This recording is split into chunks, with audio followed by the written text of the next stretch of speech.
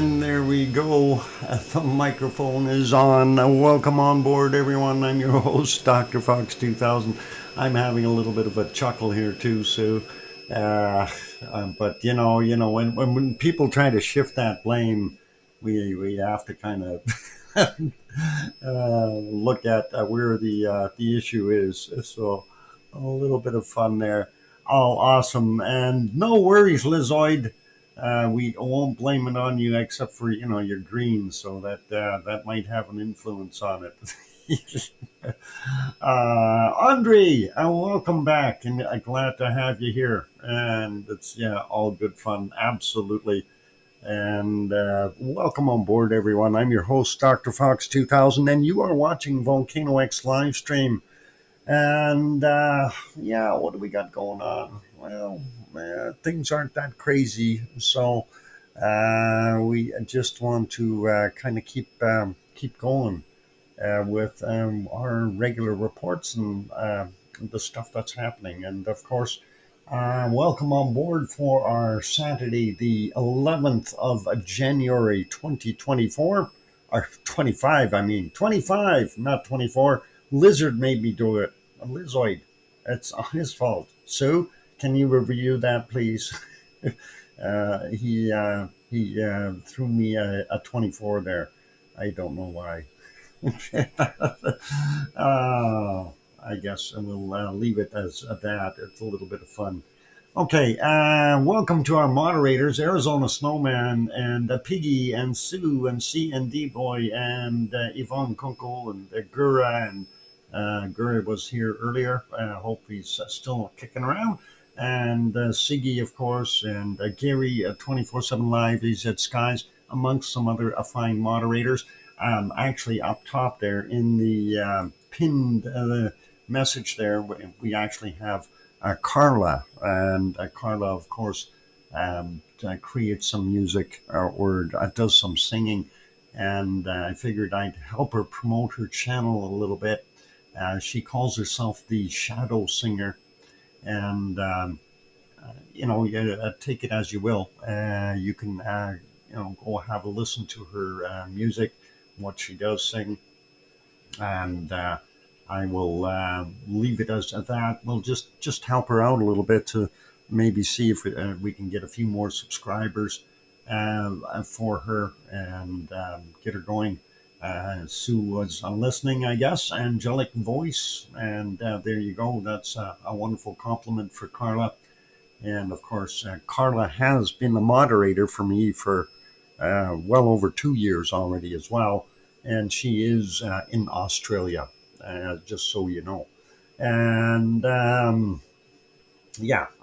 figured I'd throw that up there. So if anyone has any interest in that, of course, that's up to you guys. And you're welcome to go there. Anyway, let's get back to volcanic stuff. And Andre, good to see you there. Any rumblings in Iceland that we should know about that are not being reported? And we're going to say hi to everyone in here. So hello to Sue and Layla and Dan and King Colin, as well as Galactic Volcano and Lizoid. And let's see, who else we got in here?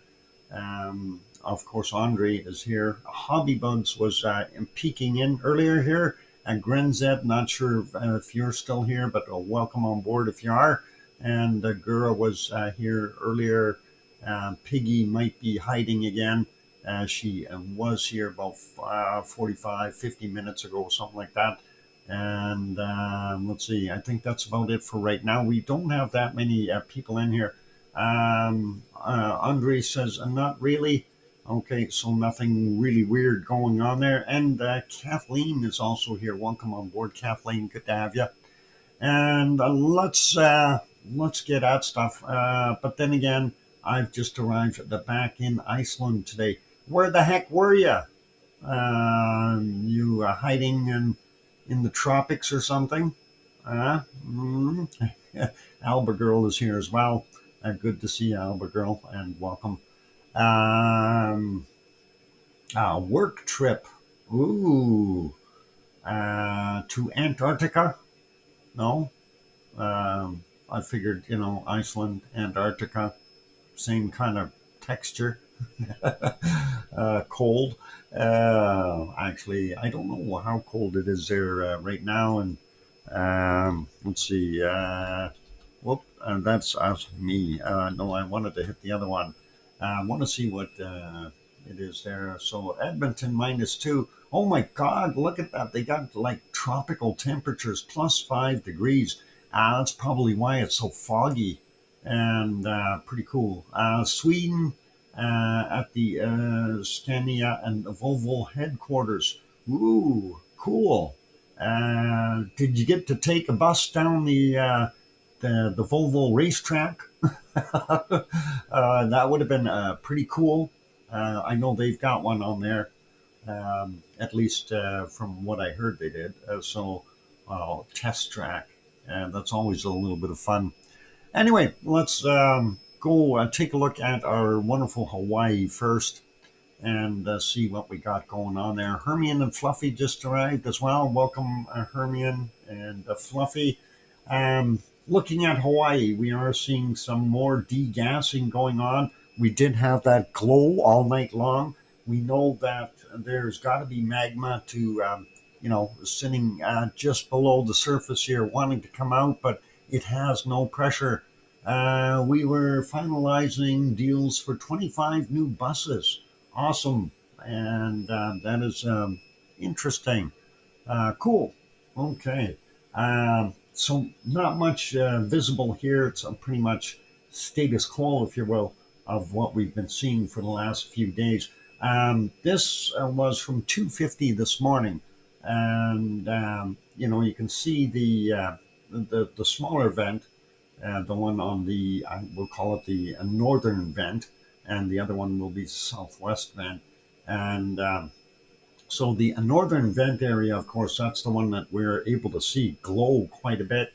And there you can see during the nighttime that, yeah, it was glowing. We also see a little bit more of a glow than we did before in the larger vent, or the southwest one in this case. So, is it picking up? That's a question. We thought it was doing that already yesterday. Didn't see anything crazy going on there. Let's refresh that shot, and this is the current condition. And we're not actually seeing all that much smoke/steam coming from this area here from the larger vent. It looks like it's actually crumbling a little bit, maybe.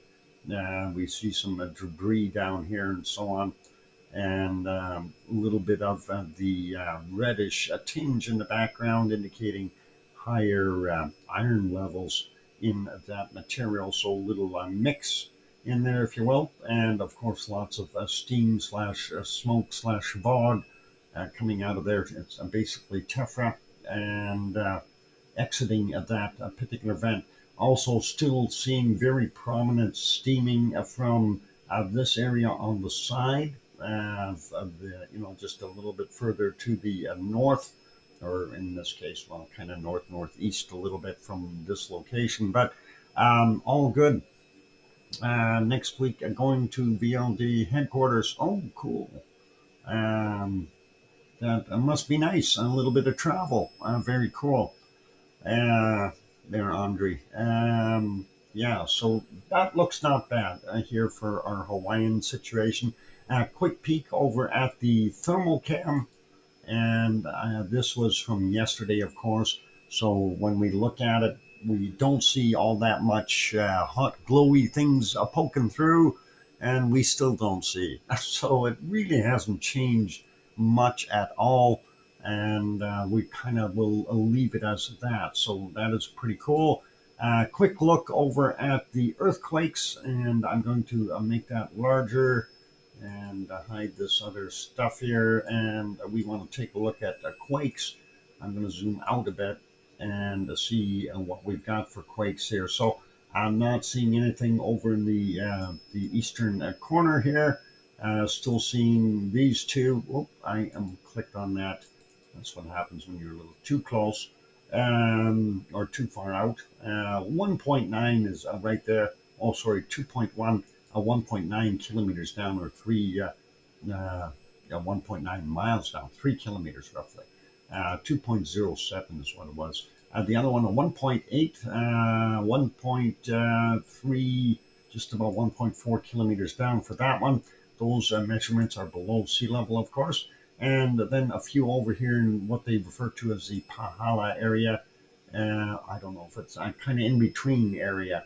2.29, 28.3 kilometers down, or 2. And then the other one here is a 2. And then we've got a 2.8 close to Pahala, another 2, 29.6 kilometers down. And that's actually a 1.96. We'll call it a 2. Close enough. Close enough in horseshoes, hand grenades, and earthquakes. And this one here, 2.17, and that is a kilometer and, let's see, 1,090 meters below sea level. All right, that fixes that problem up.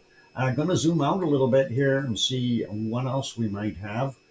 We have one way out here in the water at 2.7, and that was technically from yesterday there at 2044, and that was 42 kilometers down, so quite deep. One up here on Mauna Loa, 2.6, 8.13 kilometers below sea level, and it was a 2.55 in magnitude.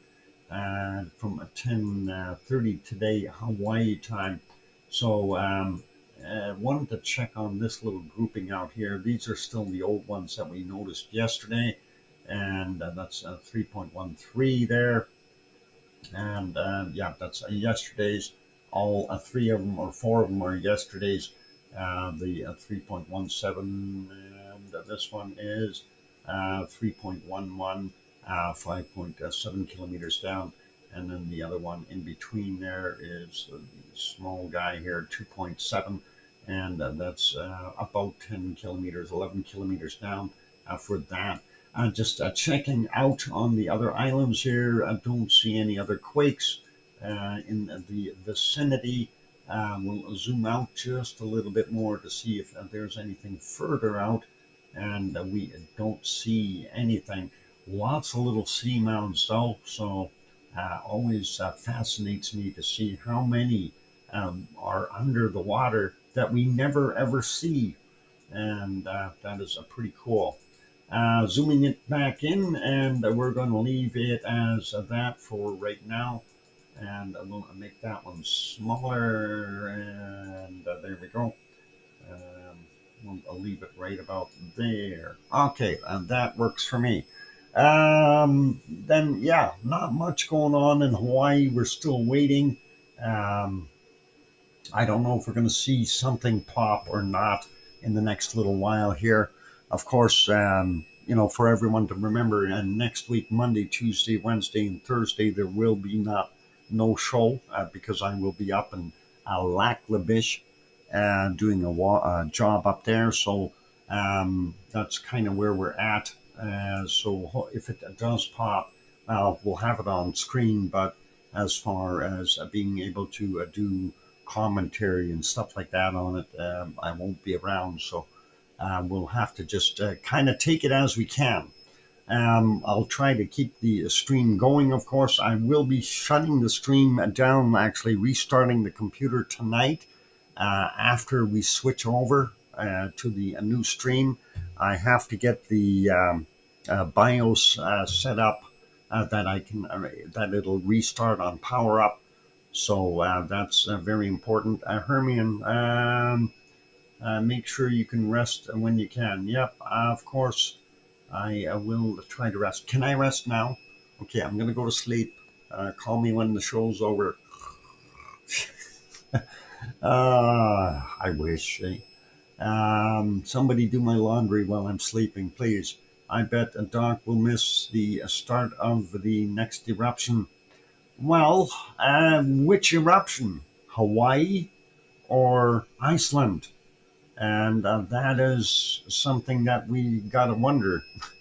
Anyway, speaking of Iceland, we do have very, very heavy fog slash,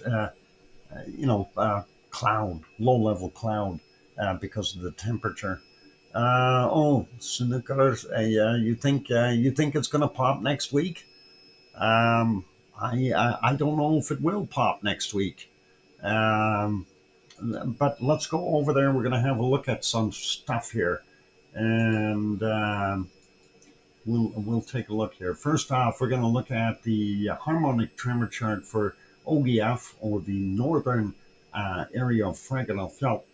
And seeing what we got is our magmatic, the purple color, slight decline here, but that is okay, holding pretty steady. And looking at the green, the seismicity, a little bit of up and down action here, and we may have some tectonic movement causing that as well. And you can see it kind of mirroring this stream down here, except for a little bit heavier right there. And then, of course, we see it shooting up. And that's always kind of an interesting scenario. You have to wonder what's going on. Blue is our tectonic movement. We've seen it pop up, drop back down, and a gradual regain here, and a little bit of a spike, and dropped again, and then pop way up. And I always wonder. Sue predicts, I predict Iceland will erupt at the end of January. Yep. I'm giving it the last week of January, first week of November, or not November, February. How about that month? We'll use that one. November could be good too, though, right? So somewhere between now and next year, it will erupt. Oh, that's a sure thing. Let's go to the other chart here for our wonderful Grindavik. Where is it? Did I pass it? Did I go by it twice? Grimsey? There's Grindavik. I did too. Pardon me. I still have that cold, by the way, you guys. Although it's a little bit better, but I've been coughing quite a bit today again, still. So it's ongoing. Anyway, we're looking at our magmatic, about the same here, the purple color, about the same as what we've seen at the northern end of. You sound a bit better, Doc. Yeah, I actually, voice-wise, it's not that bad. The snuffling and the coughing is actually a lot less than what it's been doing. I haven't been sneezing anymore as of late, so that's also good. So I'm hoping it's on the get better trend. As I cough some more, I'm sorry. Anyway, so magmatic is okay. Seismicity, of course, the distortion from the construction work here makes it hard to read, but we did see it increase slightly and kind of try to level out. And then, of course, the construction noise caused it to go up. And then we can kind of see where it would have been left, where the construction noise stops. And we see the seismicity drop down. Same thing goes for our tectonic, the blue color. And again, the distortion with the construction material going on, it's always difficult. Dr. Snuffleupagus, thank you. Good to see you, Grandma B, and all good. Yeah, so that's what we got there. Now let's take a look at our uplift. This is the Schwarzschild uplift, and we're going to see what it's doing. So yeah, we renewed it, and we're looking, and yeah, it's still trucking on up. Again, we are surmising that this is the threshold for the last eruption.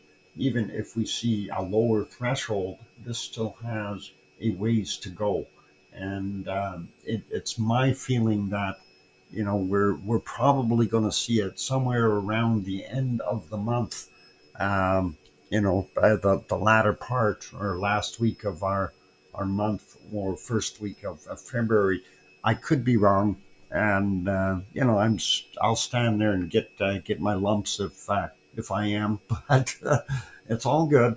I was kind of off on the other one previously. Uh, what? No, I think Doc will be so tired that he'll cancel the show on the night it erupts, January 30th at 1:55 GMT. Oh, awesome. And you know what, Andre? I doubt that I'll cancel the show. I mean, if you would have been listening to me a couple days ago, how sick I was, and I still did the show. So I think people kind of have the idea of how dedicated I am to this, and I mean, I can just, yeah, see, that's it. I'm sick. I'm going to shut her down, but I keep going. Okay. And that is because of you guys. And, we try to stick to our guns with, if you're going to deliver something, deliver, and give the show. And as the old saying goes, the show must go on. So there we are. Anyway, a real quick peek over at the Icelandic earthquakes, and we don't have all that many. Doc the Energizer Bunny. Yeah, I need a recharge though, Sue. Seriously, definitely need that recharge. Last 12 hours, 20 quakes, so nothing too crazy. Zooming in a little bit into our peninsula here and having a look. The Snooker Crater Row not doing as much activity. We're going to turn on the microquakes for a second, and I turned them on. We don't have any microquakes there, so we'll leave it back on the other stuff. Over by Kristevik or Clifferrotten Lake, we have the 0.34 kilometers down from 1822, and we got a couple other smaller ones here along the plate boundary, 0.3 fairly fresh, 2119, 5 kilometers down, and a 0.6, and that's 700 meters down, and that's from 1852. Now, still getting a more interesting stuff up here, more quakes. This one is a 1.3, and that is 1.1 kilometers down from 1843.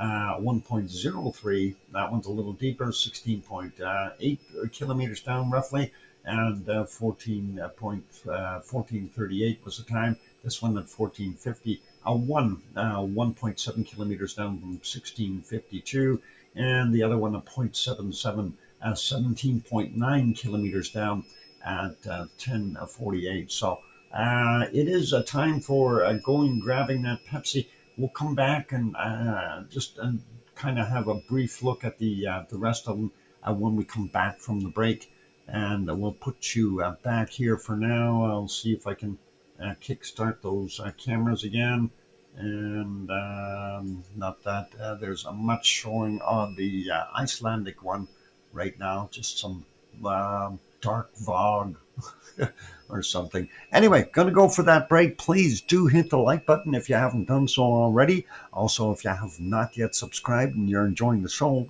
consider subscribing. That will help us grow the channel. I secretly hid all the maple syrup in Pepsi cans. Oh boy. Oh boy. The maple syrup from where? I'll be back. Don't go away. More to come.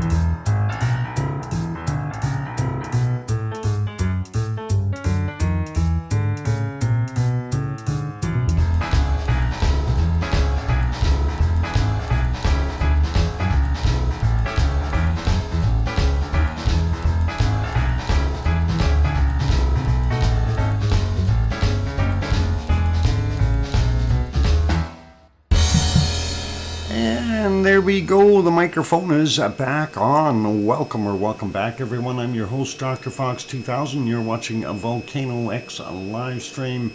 And thank you for the welcome backs from Alba Girl and Sue and King Colin. Good to have you on board. And yeah, looks like a bit less of attendance today. Andre says Tenerife next month. Just booked it. Awesome, Andre. And let me know if there's anything shaking while you're there. And thank you, Hermione and Fluffy, for the welcome back.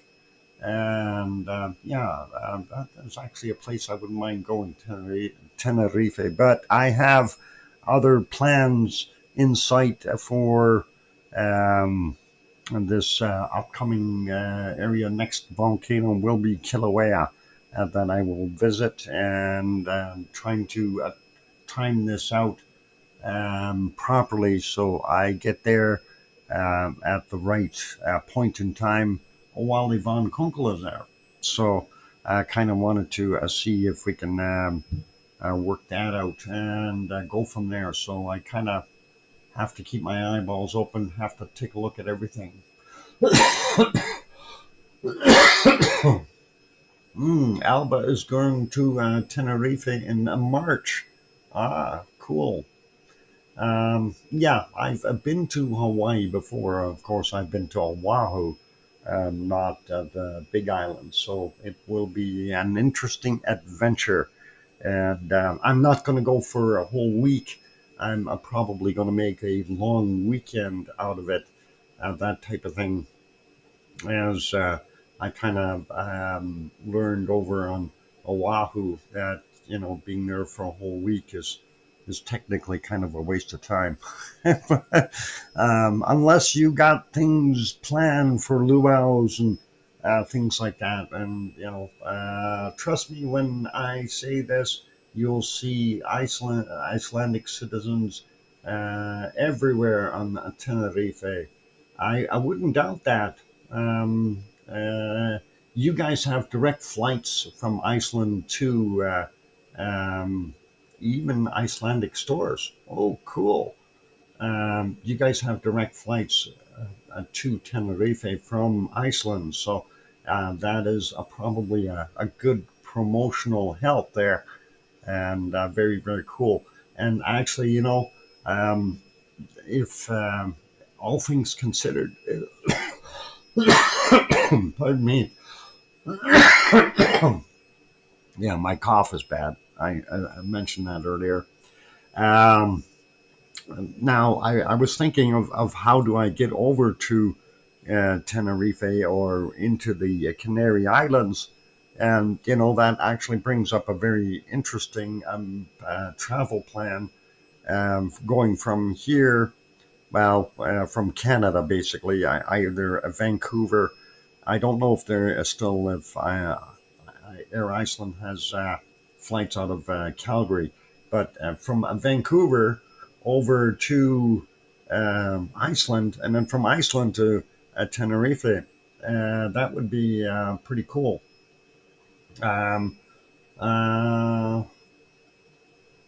Okay, use the Icelandic platform DoHop to Planet. Ah, okay.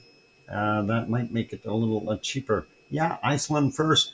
That could be a way of doing it. So very, very cool.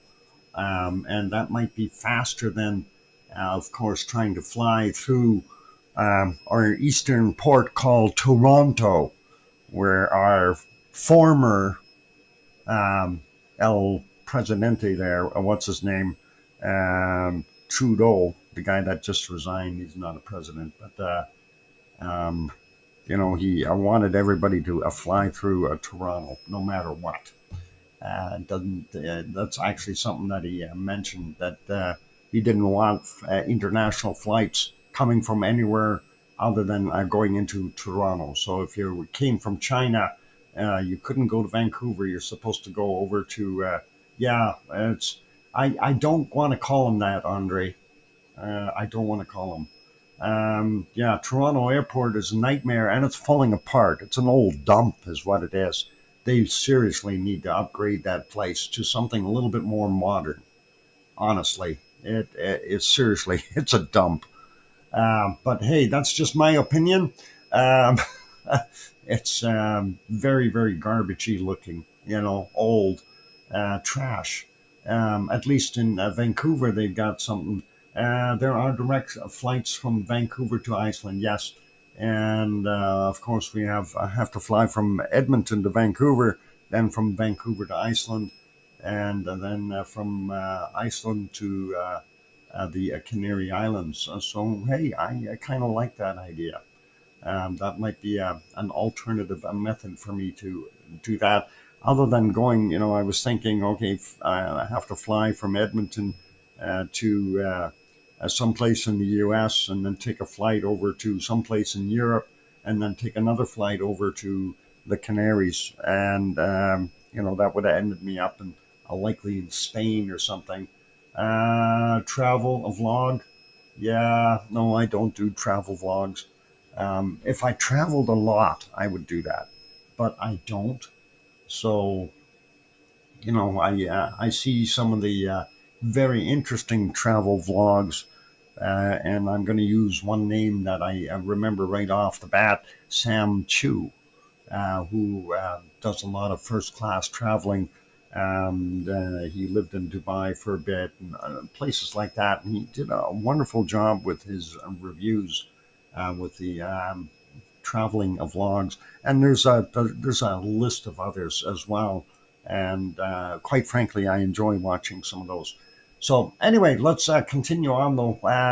So we wanted to go take a look at the other earthquakes that we kind of missed, and I need to get back on here. Pardon me. Yeah, I'm sorry. It's just the way it is. We have a 0.77 down here. Bardabunga has a 1.06. That's a 1.2 kilometers down. I came in at 1256. The other one's slightly smaller and a lot deeper. That is a 0.47, 14.7 kilometers down from 1448. And nothing over at Grimsvötn, and nothing directly at Askja. Herdebreid has a couple little ones close by here, a 0.3, 1.5 clicks down from a 2055, and a 0.7, 6.1 kilometers down from 1950. And this one here, a 0.4, 3.1 kilometers down from 1748, or 1734, reading the wrong line there. This one is a 0.2, 4.4 kilometers down from 2029. And then this 1.3, that's, what is it, 0.7 of a kilometer down, or 700 meters. And that is from 1653. Kind of makes you wonder. That's pretty close to the surface.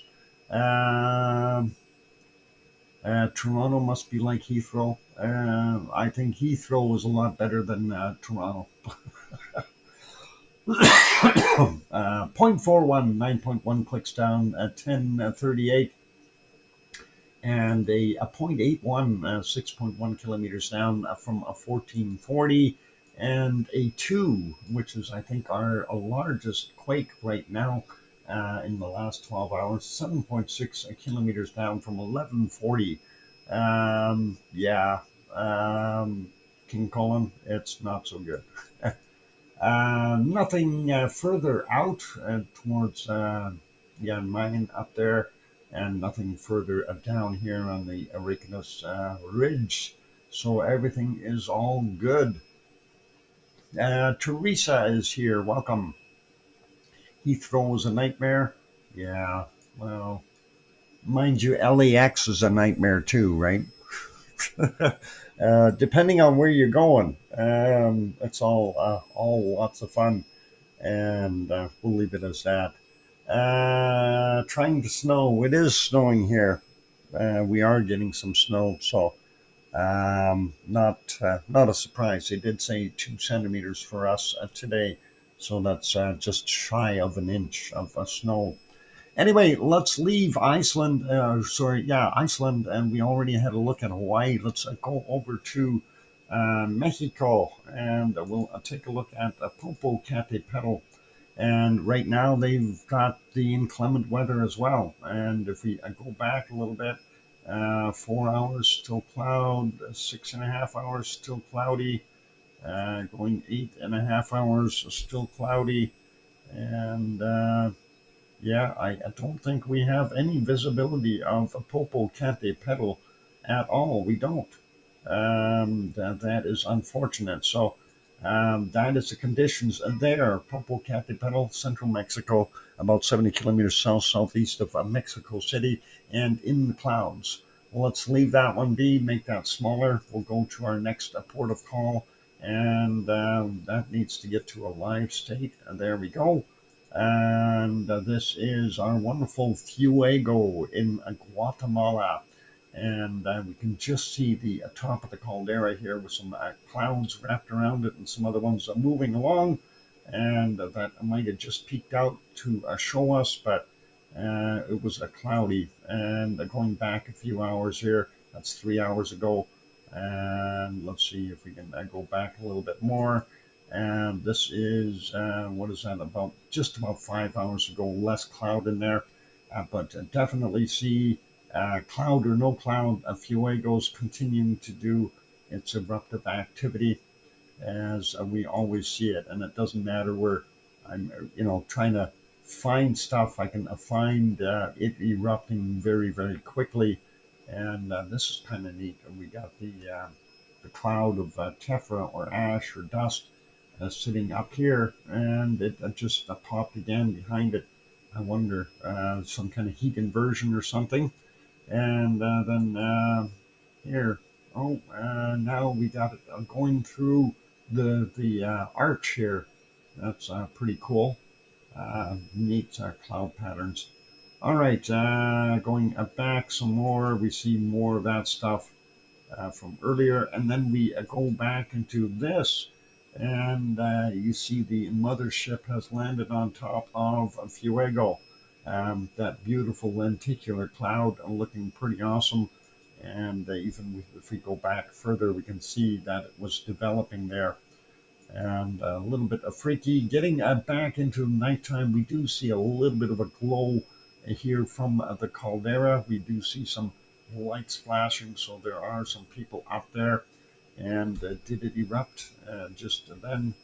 Yeah, it was trying. It's got glow, and I'm just expediting it by going ahead 5 seconds at a time here. And don't worry about the extra glow. That's just a cloud being lit up by the IR cam. So yeah, it's sitting there cooking and not doing a heck of a lot. Let's see if we can spot any good size eruptions. This one might have been okay. Let's go back just a few steps here. Somewhere around here. And it looked like it had just popped a little bit ago because of them still seeing the extra stuff here. I'm just trying to get it to, there we go. There's the plume, and quite a ways up we see the cloud lit up here, the secondary plume, or the one that was just previous, definitely lit up there. And now we're seeing that's quite a big shot this time around. Lots of lava getting thrown out of there.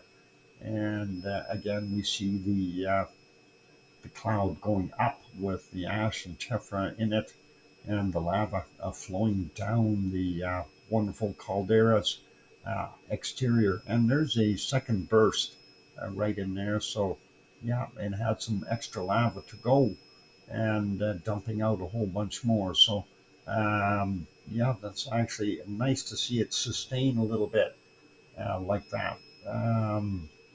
It's cool to see that. All right, that is a Fuego, and it did this the basic rinse and repeat scenario. I'm trying to see if we can get back to this one. This one was pretty big too here. yeah, this is a one from 4:51 a.m.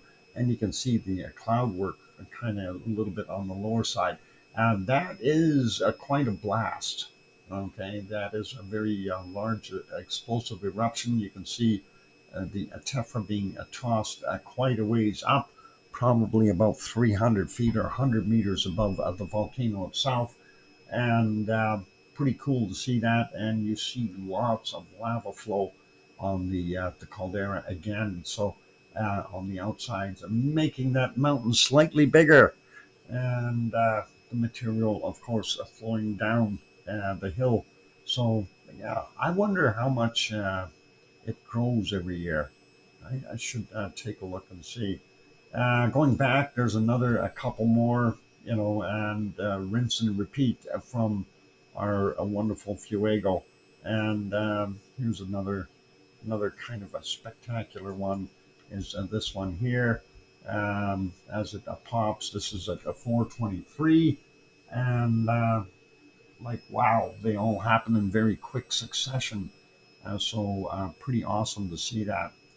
And again, lots of material there. Now, I'm going to just expedite this 5 seconds at a time here, just watching these streaks. And there we get a secondary blast from it, a little bit more sustained again. And just going to keep expediting here and just kind of watch those patterns and see if we get a third blast. And I guess not. But still looking pretty good. And yeah, that is a very unique volcano and very active. And as we go back, here's another one, 4:13 a.m.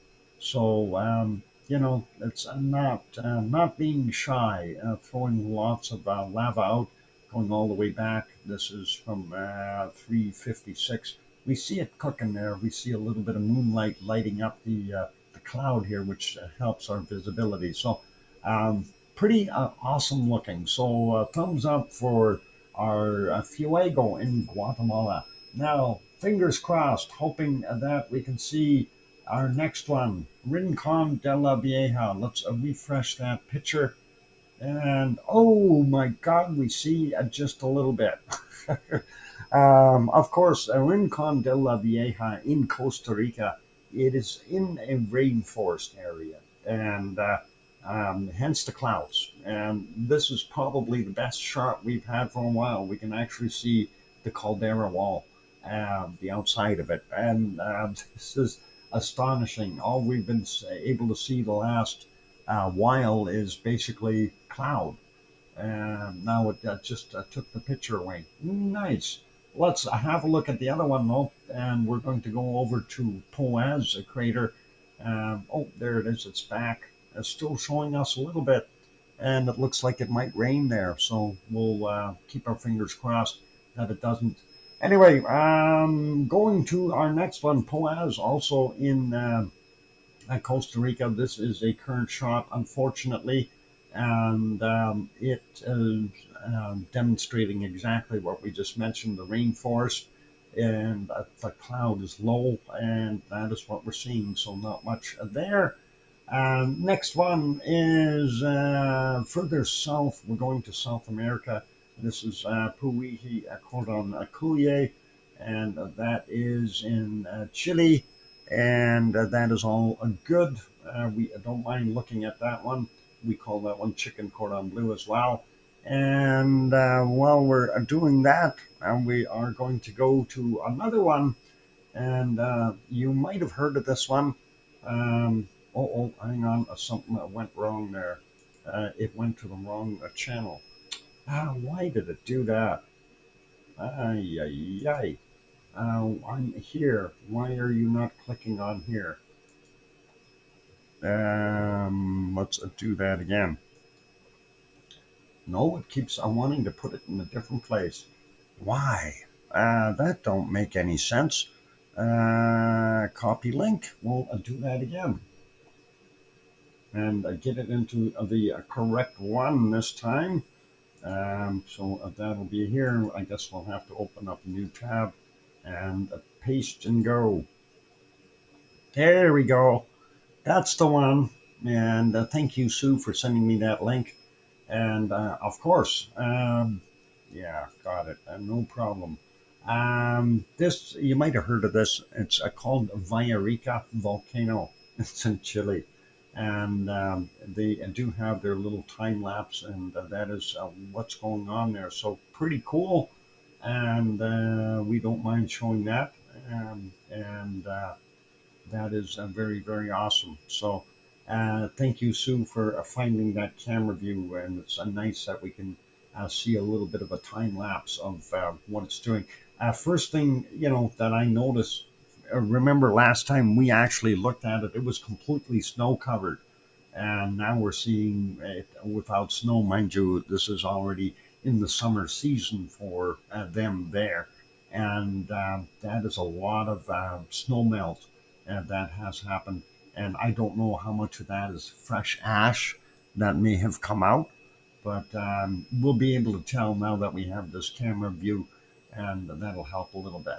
All right, let's leave that one be, and we'll put this back here. It is time for me to go take another break. We'll make sure all our cameras are up and running. There they are. No, hang on, that one. Got that one going too. All right. It's too cloudy there. Yeah, updates from our. Yeah, no aurora today. You're not going to see a darn thing.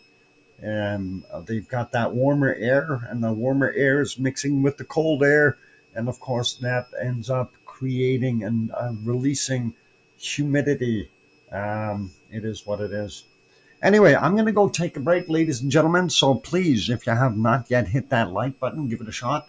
Also, if you have not yet subscribed, consider subscribing. That'd be awesome. And on those notes, I'm your host, DrFox2000. You're watching VolcanoX live stream. I'll be back after a few songs. Don't go away. Bacon seeds next. Yay!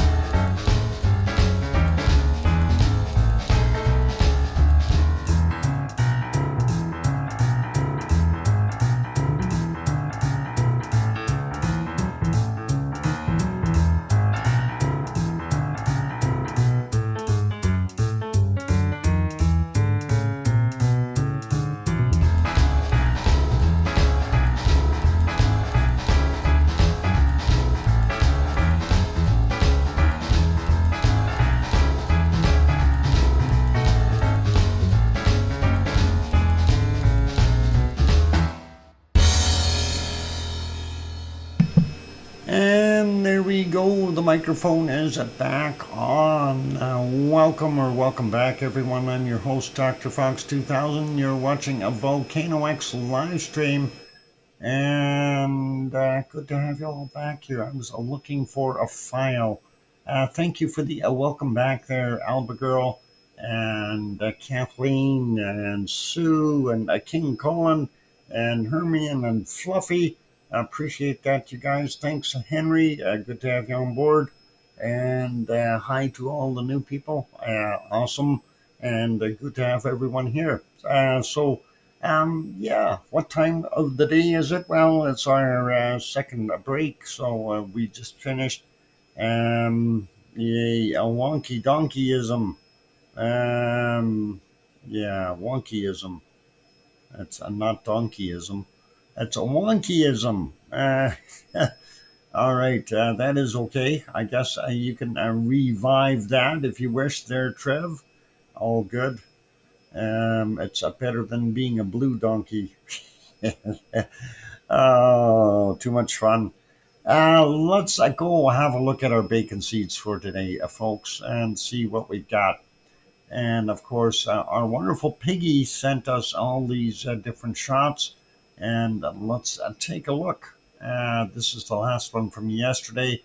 And the guy's scratching himself really nicely on that post. Let's go to the first one here today. And this one is Piggy in a blanket having a nap. Looks like he might be sleeping outside, enjoying a little bit of sunshine. A nice, warm place to snooze. So looking pretty good. Let's get to the next one. Kathleen, thanks. And let's see who else popped in. Galactic Volcano Waving. Here's one. And I'm trying to figure this out. What is got that white and black fluffy tail? Is that skunks in there? It looks like we got a couple of pigs in there, though, little piglets. Which is pretty cute. Not bad looking at all, but I'm trying to figure out the extra material there. Almost looks like skunk tails, but that might just be me. Skunks, pigs, dog, cat, anything is possible. Yep, New Year revival of a wonkyism, bossyism.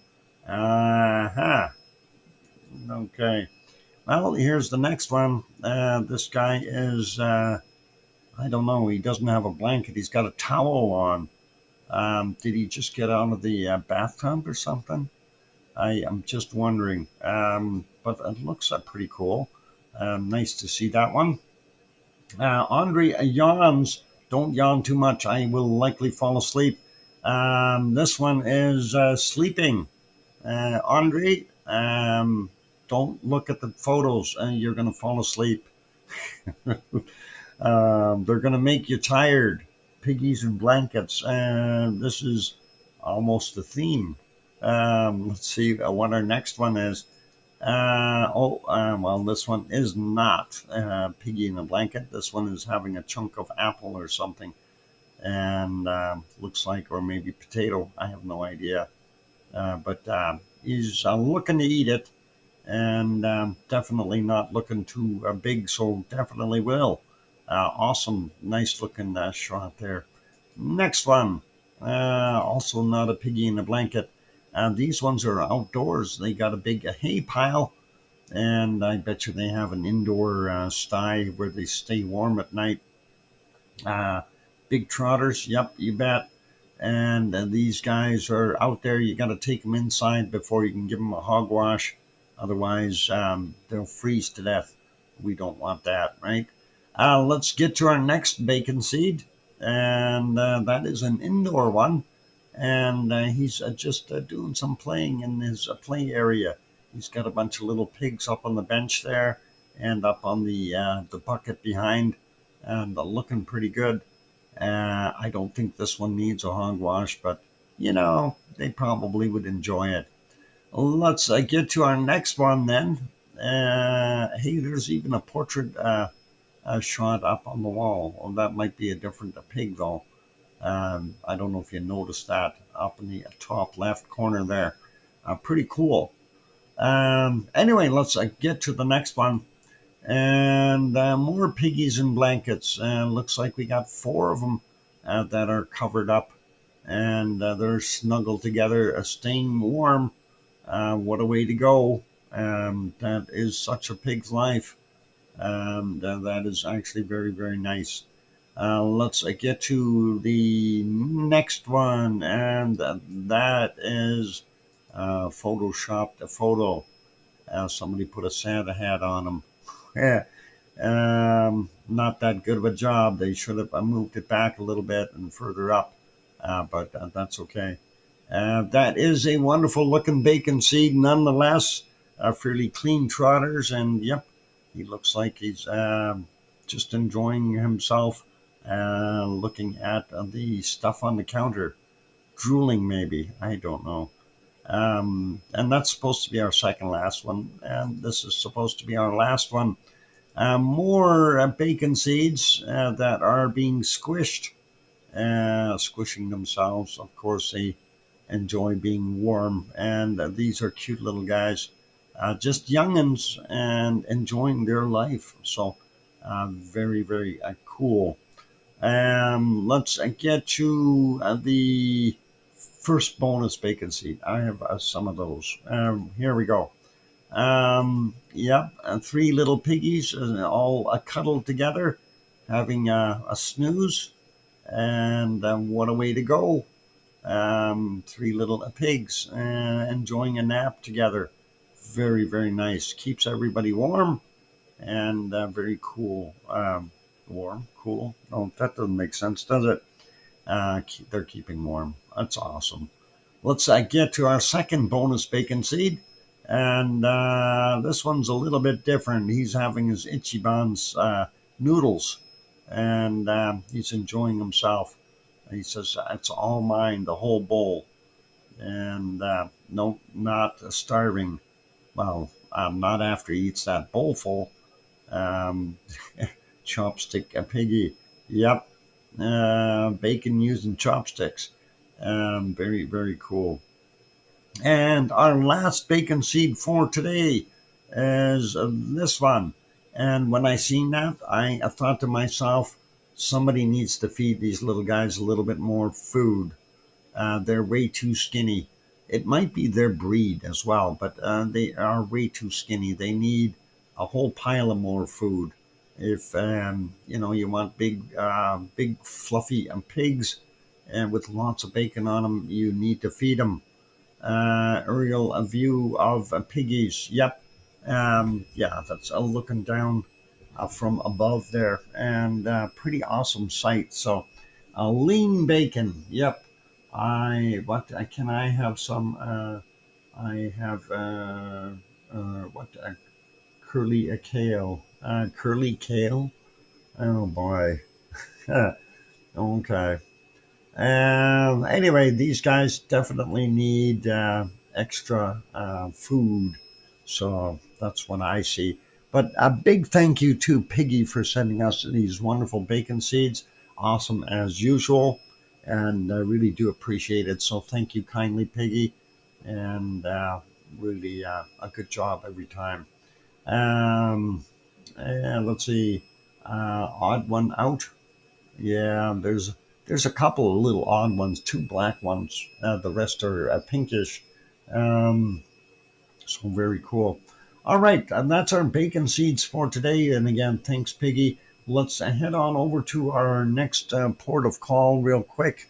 And that is over to Merapi, Central Java, Indonesia. And right now, inclement weather strikes again. It is 5:19 a.m. there, and it's cloudy and not looking very good. If we go back a bunch, pardon me, I go back a bunch here, hour and 43 minutes, and we see, yeah, bad weather, and going through it. I'm just not seeing any visibility here either. Moving further back, we see at 21:13, we could see a little bit, but nothing discernible as far as lava flow. Very, very little. Further back, we see a lenticular cloud built up on it, and you can see that in the multiple shots here. But again, no lava flow, and this brings us further back. The moonlight, of course, lighting it up, and no flow visible whatsoever. Further back, more of that lenticular cloud, looking pretty spiffy, and it's actually from 1739. So this is the previous day already at 5:39 p.m. And this is all the way back to 1717 or 519, I should say. There we go. Anyway, that's what we got. So no lava visible at our wonderful Merapi in Central Java. Let's go to Madame Roots' page. I'm going to refresh that, see if she has anything new up there, and she does not. So we'll skip our all volcano for right now. Let's get over to New Zealand, and we are going to see what we have going on at Taupo. And yes, ladies and gentlemen, it is Sunday there. They have their flea market in full force. It looks like there are many people there, many sales of fleas going on, and it is a wonderful sight. So, yep, flea market. Anyway, they're artesian fleas, so they're all trained and all kinds of things. But we won't get into that. Nevertheless, the lake is the caldera for Taupo, and it is a super volcano. It's very large. Out in the background, you would, if the cloud wasn't there, you'd be able to see our wonderful Mount Ruapehu back there, but not visible. And the only thing we see here is lots and lots of fleas being sold. At least we assume that they are. And a busy place by the looks of things. So, and why are these guys driving on the wrong side of the road? Never mind. It's New Zealand. They do that. I don't think I could drive there. Seriously. You drive for so many years, you have that built-in focus that this is where you belong on the road, and you don't even think twice. You leave your things on automatic, and it just goes. Wonkyism needs bluism, grantism, darkism. Oh boy! Oh boy! Wonky donkey. I have enough moderators. You know that, wonky donkey. You're just causing trouble. Is what you're causing. Anyway, that's our wonderful Taupo. The weather there, 62 degrees Fahrenheit, 17 Celsius, and the wind is blowing from the southwest at 10 miles an hour, 16 kilometers an hour, and 45% relative humidity. So a little bit drier today. But as I always say, it's windy there all the time. Even 10-mile-an-hour winds, 16 kilometers an hour. That's a pretty good breeze. So seems to be they live with that kind of breeze pretty much every day there. It kind of reminds me of a place called Iceland. When they're close to the water, it happens. Anyway, let's leave this one be. I'm going to make that smaller, and we'll get it back over to Merapi. And now we'll head on down to our next port of call, and that shall be our wonderful Japan. And we're going to have a look at that in a few seconds here. And, oh my God, what happened there? Oh my God, it's catastrophe. Oh, ladies and gentlemen, cover your eyes. And this next scene is horrifying. It's horrifying, I tell you.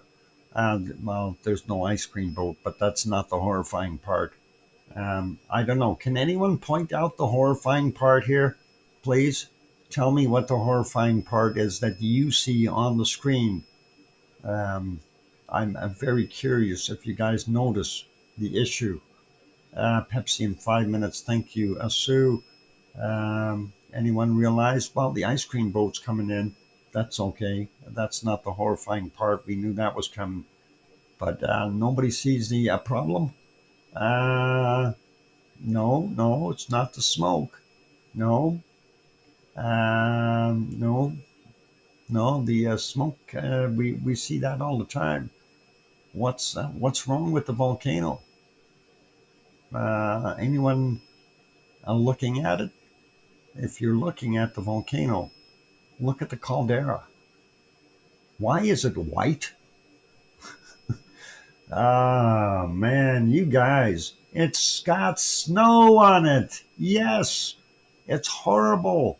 I don't know how that happened. Sue, I'm going to have a tiger tail once this guy gets in there. Yep, it is the snow.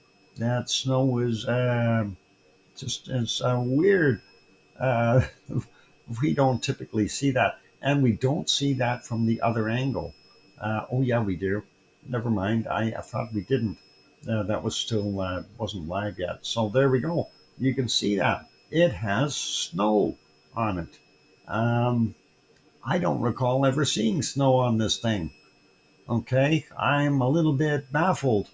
The water particles and cold air aloft.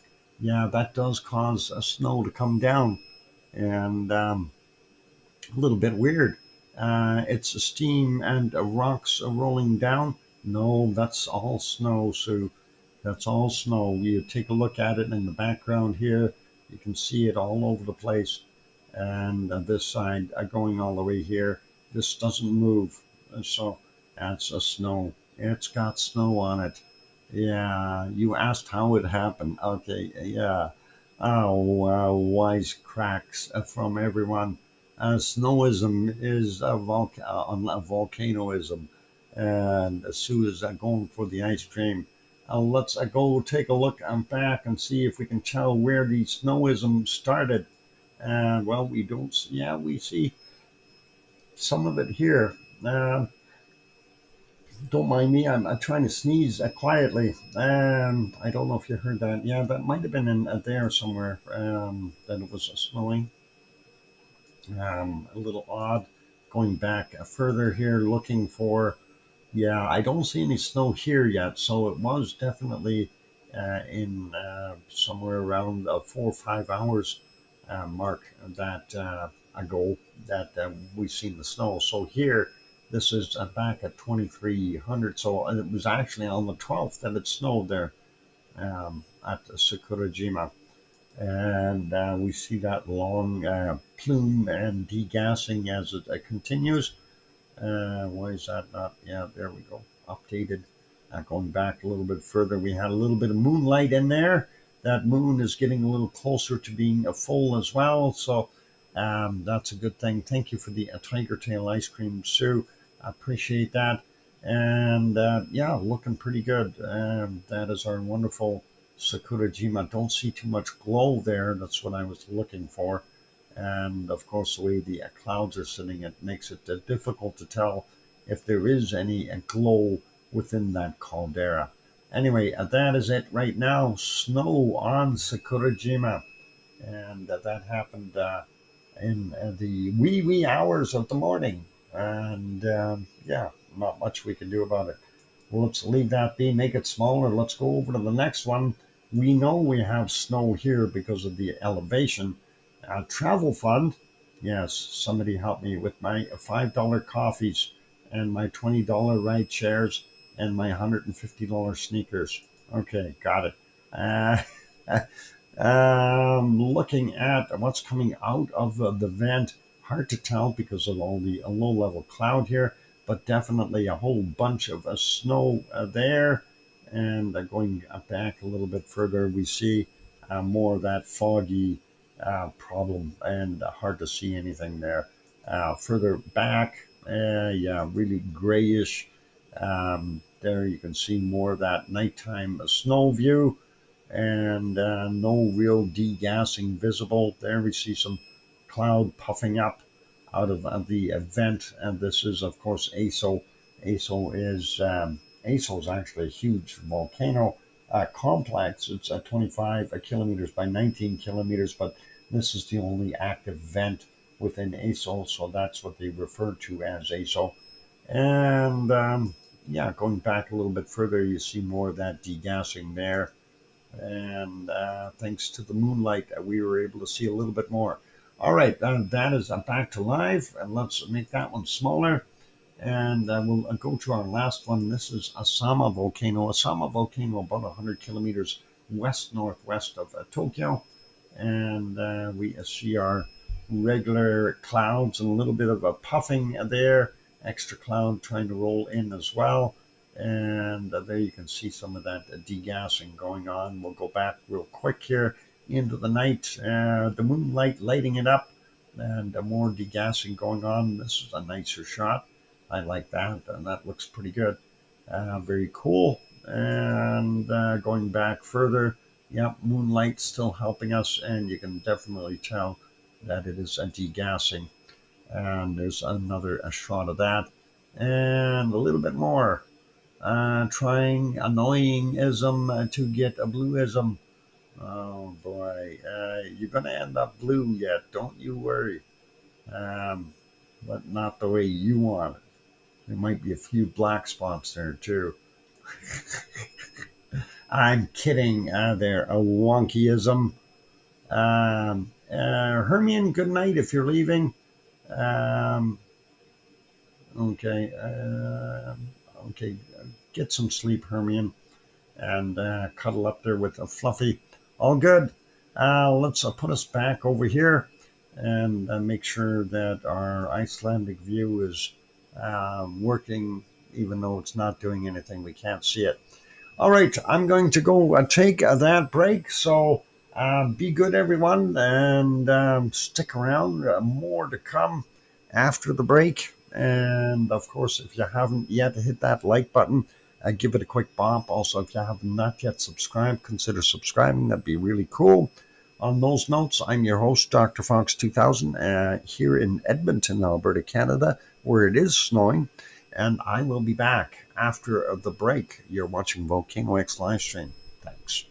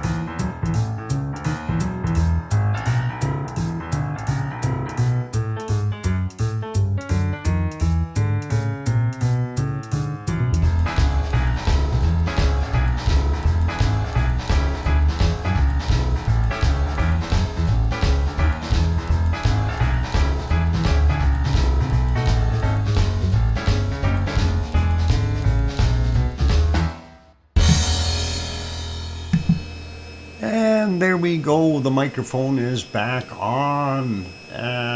What? Antarctic explorer for whom a seal is named. Antarctic explorer? Burr. That sounds cold down there. Thank you for the welcome backs there from Sue and Alba Girl and Barbara and Kathleen. And yeah, I want palm trees. Welcome back to, thank you, Galactic Volcano and Scott. Scott here? I missed. Cananastas Country, welcome. Is Scott here? I don't know. I didn't see Scott. Scott, are you here? I don't see Scott. Scott C? Oh, see Scott. I don't see Scott anywhere. Oh boy, I know. I'm being punny. It's okay. Don't worry. Yeah, all of fun. Rose. Rose? I didn't see Rose or Ross anywhere. Oh, Scott Ross. Ross Scott? I have no idea. Now I'm confused. Oh no, this is horrible. Confusion. I'm going to go stand in the round room in the corner. Could be a Ross. Could be Dave, for all we know. Anyway. Let's get at the volcano report, folks. I'm glad to have everyone here. So a late Friday's volcanic activity. We had 2 volcanoes. I know Dave's not here. Hey, where is Dave? That's a good question, isn't it? 2 volcanoes on the list for yesterday. Ibu on Halmahera Island in Indonesia. Volcanic ash to 7,000 feet or 2,100 meters reported at 22:15. And Reventador in Ecuador, new volcanic ash emissions to 14,000 feet or 4,300 meters reported at 22:15. And that is yesterday's volcanic activity. For Saturday, we have 11 volcanoes on our list. We'll start out with Sabancaya in Peru, unable to detect, reported at midnight. Well, that's a very good observation. Subanoshijima in Japan, it exploded to smithereens and exploded to 5,000 feet, 1,500 meters, reported at 2:25 a.m. Then it exploded again to 3,000 feet or 900 meters at 9 a.m. And there shouldn't be anything left of it if it keeps exploding like that. Anyway, as Santiaguito in Guatemala is next. Occasional volcanic ash emissions to 14,000 feet or 4,300 meters reported at 3 a.m. And then occasional volcanic ash emissions to 13,000 feet or 4,000 meters reported at 9:15. Pardon me. And volcanic ash moving west to 13,000 feet or 4,000 meters reported at 19:15. And next one, Semeru, East Java, Indonesia. Volcanic ash to 14,000 feet or 4,300 meters reported at 3:30 this morning and again at 9:45 a.m. Their time, I guess, and probably yesterday for them. So Nevado del Ruiz in Colombia, volcanic ash emissions to 22,000 feet or 6,700 meters reported at 4 a.m. And then multiple volcanic ash emissions observed to 20,000 feet or 6,100 meters reported at 12:15. In other words, it's erupting. Ibu, Halmahera Island, Indonesia, volcanic ash to 7,000 feet or 2,100 meters reported at 4:30 a.m. And then at 1800, at 11:15, it had volcanic ash emissions to 18,000 feet or 5,500 meters reported at 11:15. So big change, over double the height of the material coming out. So Ibu is popping, yay! Fuego in Guatemala. Frequent volcanic ash emissions to 16,000 feet or 4,900 meters reported at 6 a.m. Then ongoing volcanic ash emissions to 14,000 feet or 4,300 meters reported at 17:30.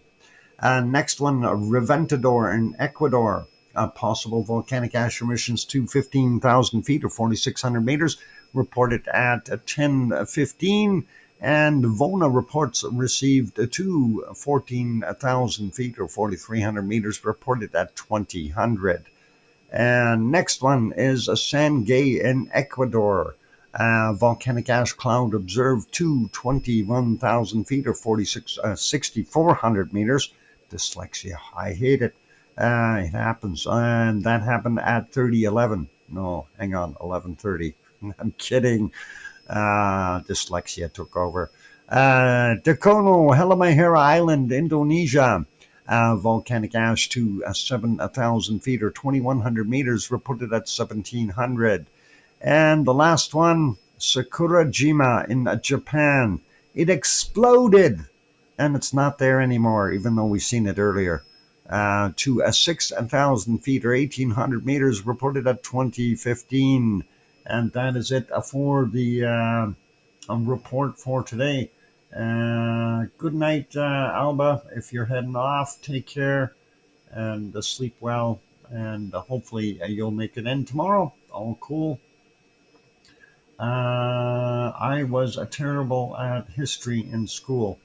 Depends on whose history it was. If it was Canadian history, that's all I ever got because we moved around so much and everybody seemed to have Canadian history as their thing. It gets pretty boring. And if you look at it the right way, it is actually pretty annoying. I always wondered why the Canadian government was going and locking up the Native Indian children. I never could figure that out. Some kind of disturbed individuals doing that type of thing. So it doesn't bode well. Any history, I could never remember the dates. Oh, okay, here's one that you should always remember. In 1492, somebody sailed the oceans blue. His name was Christopher Columbus. And he got to a place and called it North America, even though he wasn't the first guy there. The Chinese were back 900 years before that. Never mind. Sorry, I had problems too with dates. Yeah, I had problems too with dates. El Dorada. El Dorada? I don't recall El Dorada. Don't know. Who is that? Anyway, it's all good. History. 1066. What happened in the UK? Oh, El Dorado. Yeah, that might be closer. 1066. I don't know what happened in the UK in 1066. Where is Irish Monk when we need him? My God, he would be able to cite. Oh, El Dorado, the city of gold. Okay, now I get what you were making reference to. All good. Yeah, we need that wonky donkey. No, not wonky donkey. We need Irish Monk here, wonky. That's William the Conqueror. I can only think of the Magna Carta and a War of the Roses when you say UK. The Battle of Battle near Hastings Herald versus William Hastings Herald. Okay. I don't know who those dudes are. Never met them. I'm out of my time frame. We'll leave it. Anyway, big thank you, Sue, for the wonderful volcano report. So we got that out of the way. And let's go have a look at some earthquakes around the planet. And we'll go from there real quick and continue on. So Let's go here, looking at the eastern part of Russia, Kamchatka Peninsula. Nothing happening there, all quiet. The Aleutian Islands, relatively quiet. Even Alaska, a very, very little activity. In the last little while here, we only had 1,720 earthquakes in the last 7 days, and that is shy by about 500 from the average numbers. So zooming out a little bit, looking up in the top area, we don't see anything else up in North America. Why is this one over here? It's a 2.7, and it's Dutch John, Utah. Wow.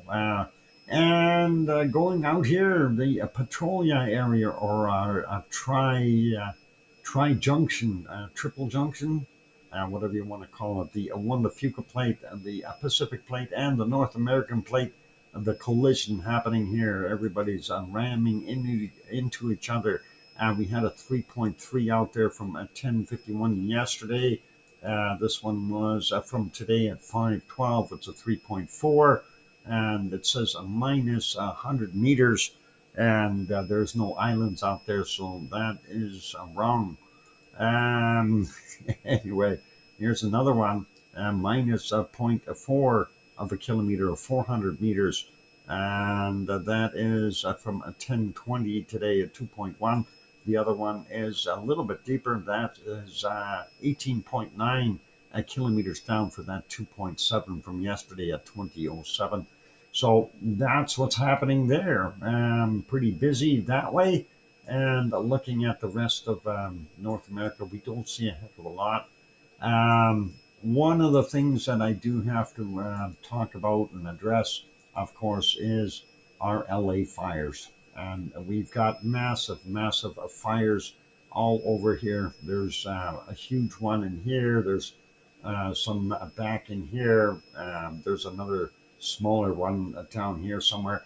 And, LA is just been seized by all of these darn fires. And basically, what's happening is the wind is coming off of the continent, and there was a big system here. So we had wind coming out this direction and out from this lower area here coming in this direction. And that's your Santa Ana winds, as they call them, and very dry winds because there's no moisture. It was, I'll stick to volcanoes rather than history. Yep, that's a little easier to fathom. Anyway, that's what's been happening. There are lots and lots of stuff going on. Hopefully, they will be figuring out how to cope and get the fires under control. And I know it's a difficult task for those, and I praise all of them for doing what they're doing. The firefighters and rescue personnel risking their lives. So 4.2 in magnitude, and that is in Mexico. Happened near, where's it? Jesus, Carranza. And anyway, that is where that one is.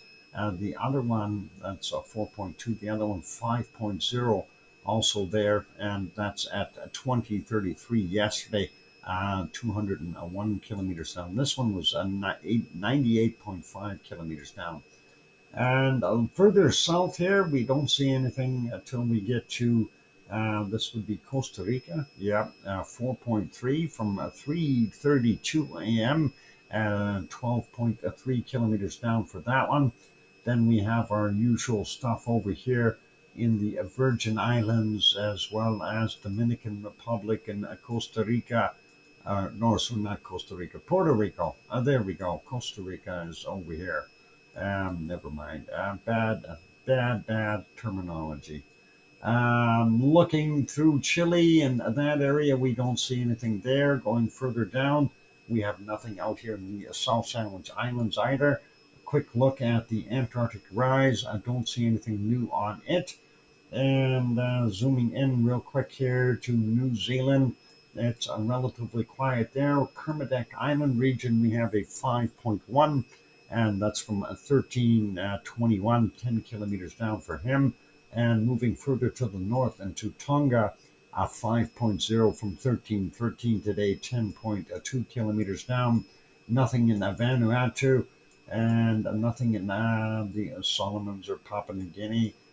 Getting into Indonesia, we have this guy here, 4.6 from 6:46 this morning, and that is 101.5 kilometers down, just south of the central area of Java.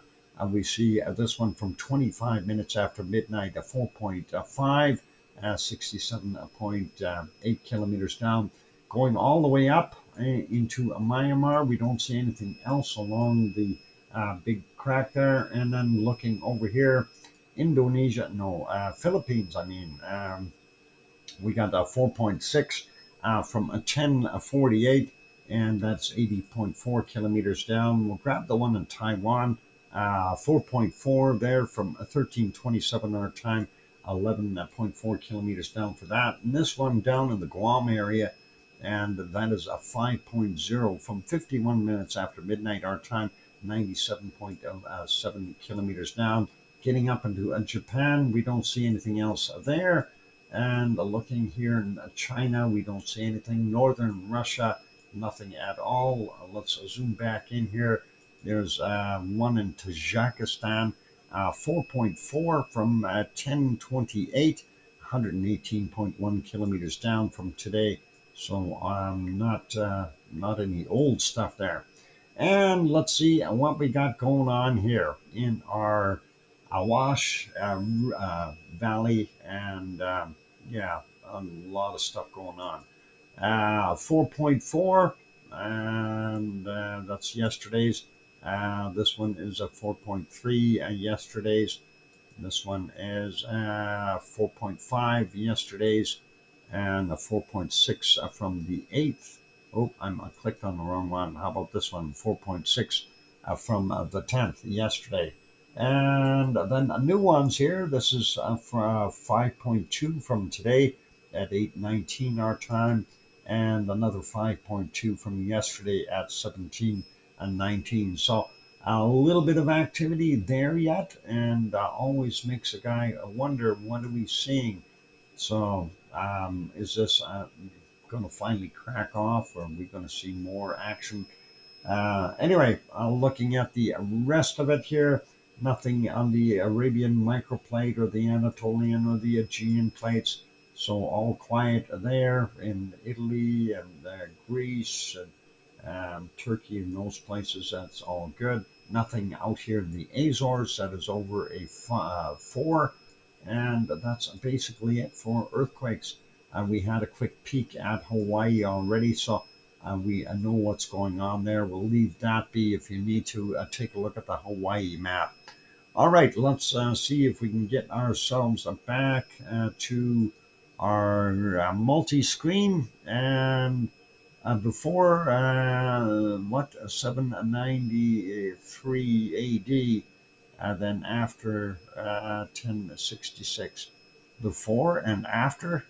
And do you have photos or photographic proof of that, wonky donkey? And what, and pray tell, happened back in 1651? I'm testing you guys. What happened in 1651? It is the top of the hour. I'm going to go for a break, but Irish Monk would be able to answer that. But 1651, you guys, I should have that popping off your head since you know VolcanoX. Oops, I shouldn't say that. Anyway, I'll be back. AMD. I don't know what AMD was there. Anyway, I'm going for a break. Hit the like button if you haven't done that yet. Subscribe if you haven't subscribed yet. And I'm prepared for bed. Okay, awesome. Good night there, Andre, if you are heading that way. And rest well, my friend. Okay, I'm going for the break. Hit the like button. I'll be back after the break. And we'll reveal the top secret answer unless somebody already figured it out. They should have. No, 1651. 1651, not 41. 1651. And yeah, I'll give you a hint. Toe. On that friendly note, I'm your host, Dr. Fox2000, here in Edmonton, Alberta, Canada, and I will be back after the break. You're watching VolcanoX live stream. More to come. Thanks.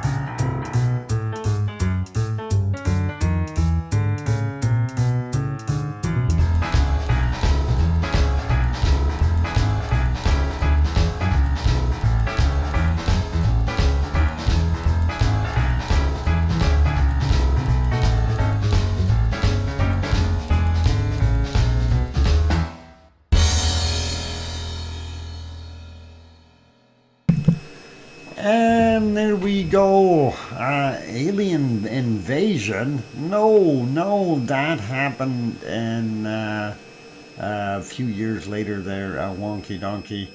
The alien invasion, I think, was in 1664 or something, if I recall. Just you'll have to confirm that with Irish Monk. Thank you for the welcome backs there from Kananaska's country, and Barbara and Sue and King Colin. Well, I think I've stumped everyone. In 1651, what happened? Well, we actually had several things happen. Okay. And I know it's amazing, multiple things. Thank you, Kathleen. Um, yeah. The hint was a toe, which is actually for a towel. It's a Krakatoa that popped. And in addition to Krakatoa popping, we also had another volcano pop. And that is right there in Iceland. And that was Eyjafjallajökull in 1651. That's not the height of it. That is I don't know the height of Eyjafjallajökull, but that is in the historic books. That's when it popped. So, and the consequences of both volcano eruptions left the planet cooling a little bit. And if you recall the demise of the Roman Empire, if you go check your history, that is the height too. Awesome. So that even has something in common with it. But if you go check the back in the history, what basically transpired, the Roman Empire basically started to dwindle about that time period. And yeah, I just told you. Yeah, you did pop that in there. I seen that, but it's Krakatoa that went off at that point in time as well, and it had a massive eruption, and it itself would have caused some issues around the planet. But the fact that you had both Krakatoa and Eyjafjallajökull dump all that SO2 and tephra and everything else, it was obviously a massive eruption from both, and that created basically the longer winters in the both North and South American continents, and a lot of failures of crops and so on. And that led to famines in many places and the demise of the Roman Empire, or the catalyst to the demise. So that is kind of where that's at. A little bit of history, and that is kind of weird. Mini ice age, if I remember. Yeah, similar. I would say, well, it was, it was in 1652, 53, and 54, where they were really struggling, especially the last, the 53 and 54, from what I was reading in the history books. I do have a book here on Krakatoa, and it was an interesting read. And yeah, between all the volcanic activity on the planet, yeah, that didn't look too good for humans for a little while. Anyway, that is what that is. Let's carry on with stuff, though. We had a look at the earthquakes. Such an educational channel. I learned so much. What if only I could remember all this wonderful information? Yeah, yeah, I know. Me too. Um, the gray matter is sometimes stalls out a little bit when we get a little bit up there, and you kind of have to keep exercising yourself. Brain exercise, and as far as you want to do something to keep your brain active, to keep your brain really going and sharp. If We can do this, like, okay, as an example, if you're right-handed, try brushing your teeth with your left hand. Okay, it's not so easy. If you're left-handed, try it with the right hand. What will that do for you? It will turn around and try to reconnect some new pathways in your head to allow that motor function to work, keeping your brain active. Things like, when you drive down the road, Sudoku word searches, absolutely, and that's another one. And there's so many different things that you could do, and physically, does it work for donkeys? Yes. Wonky, if you are chewing on your right side all the time, chew your carrots over on the left side now. Okay, and that causes you to use different portions of your brain to make that happen. And that brain activity will, in fact, benefit you because that creates and makes sure those neural pathways are going and, refreshed, if you will. So that's always an interesting adventure when we look at things like that. And you create habits, or as we would call them, thought habit patterns. And rather than following suit with that thought habit pattern, go against the grain. Do things in a reverse order, backwards, or however you want to do it. Cause your brain to work. And once you cause your brain to work, that reopens those pathways and creates new ones within your brain, and that will get your brain to be more active. I haven't got any teeth on top, right? No teeth on top. Okay, well, then when you're putting your dentures in with your right hoof, put them in with your left hoof instead. I want to drive on the right. Well, get yourself a simulator there, Colin, and try that. That's kind of fun. And that's what I was talking about earlier with New Zealand, with everybody driving on the wrong side of the road. And, you think about the way, if you've been driving for multi years, I've been driving since I was about 11 years old. Okay. And you learn you're always on the right hand side of the road. You're on the left side of the car in the driver's seat. And then you go to England, you're driving on the left side of the road. Wrong side, Doc. Yep. And you'd end up in an accident real quick. Same thing goes for New Zealand or Australia. So, hey, it is what it is. I mean, there's some countries I know in Africa have both. And you really got to watch out for where you're driving. They got some weird laws, and it's usually the bigger vehicle has the right of way. Okay, Colin, time to visit France or anywhere in Europe. They drive on the right, or come to Canada. Yep, absolutely.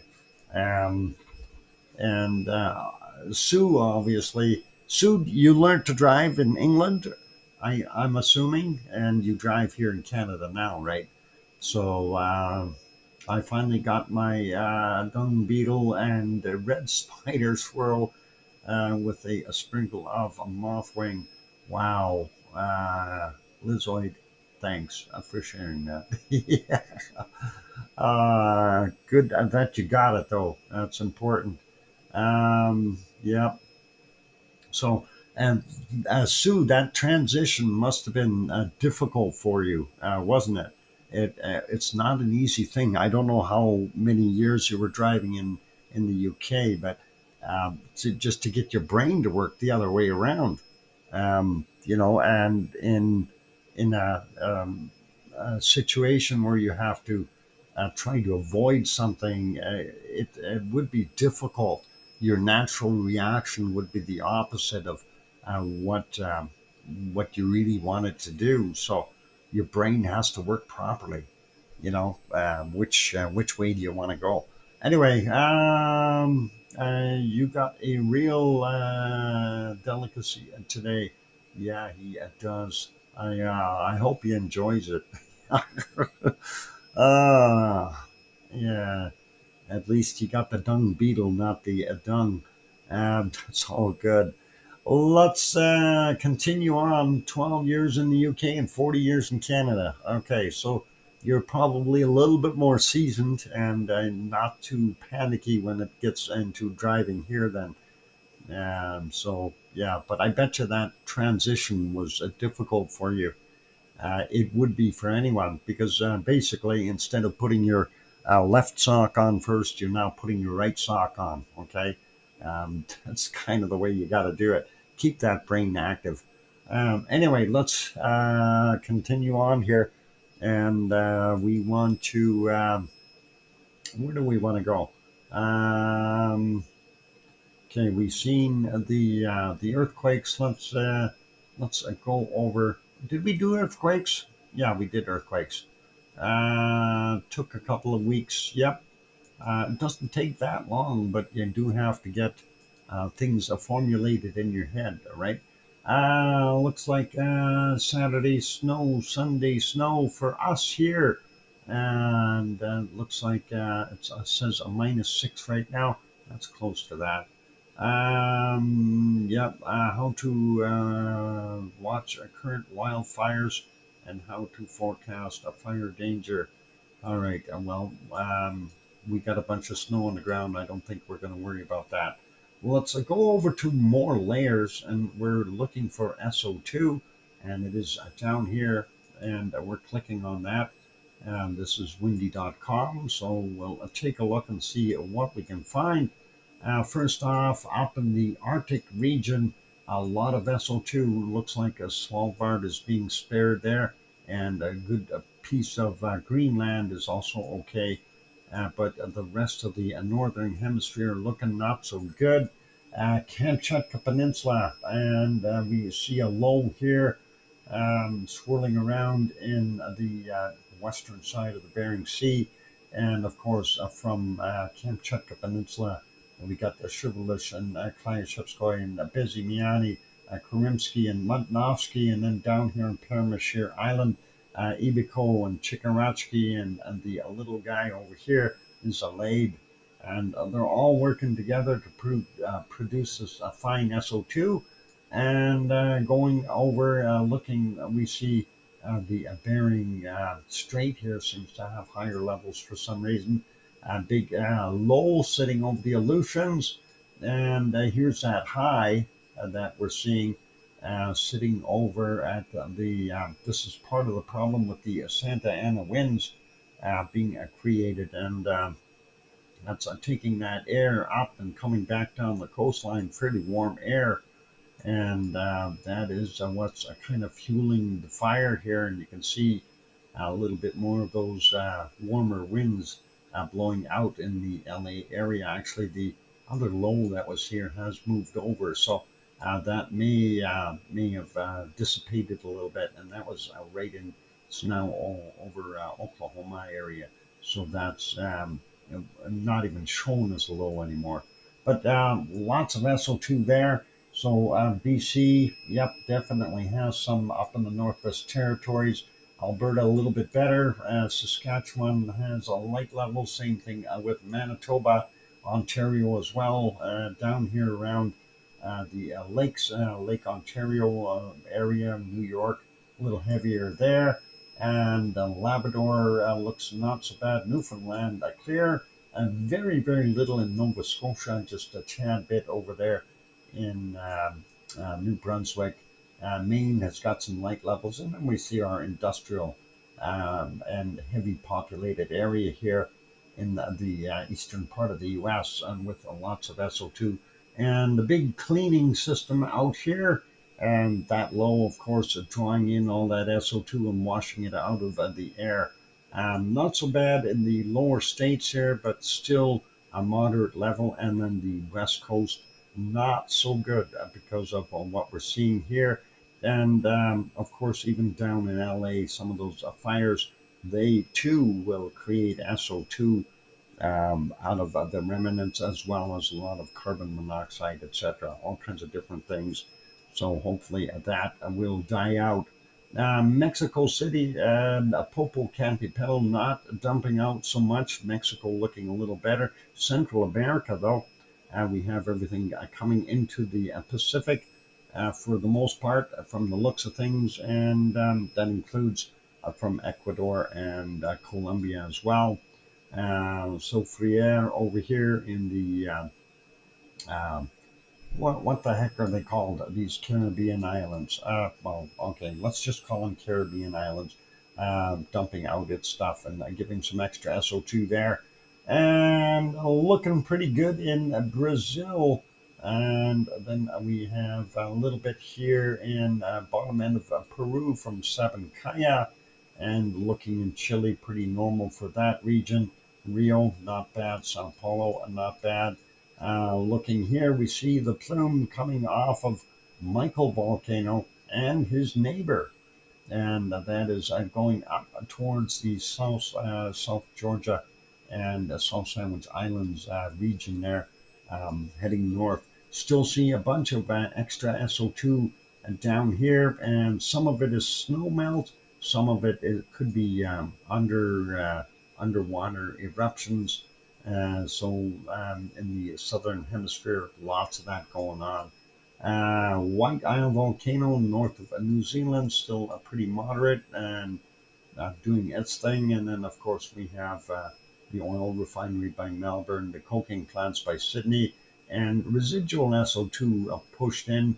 Some of it could be from some small fires as well, but for the most part, that's still the remnant stuff that we've seen previously here. So all good.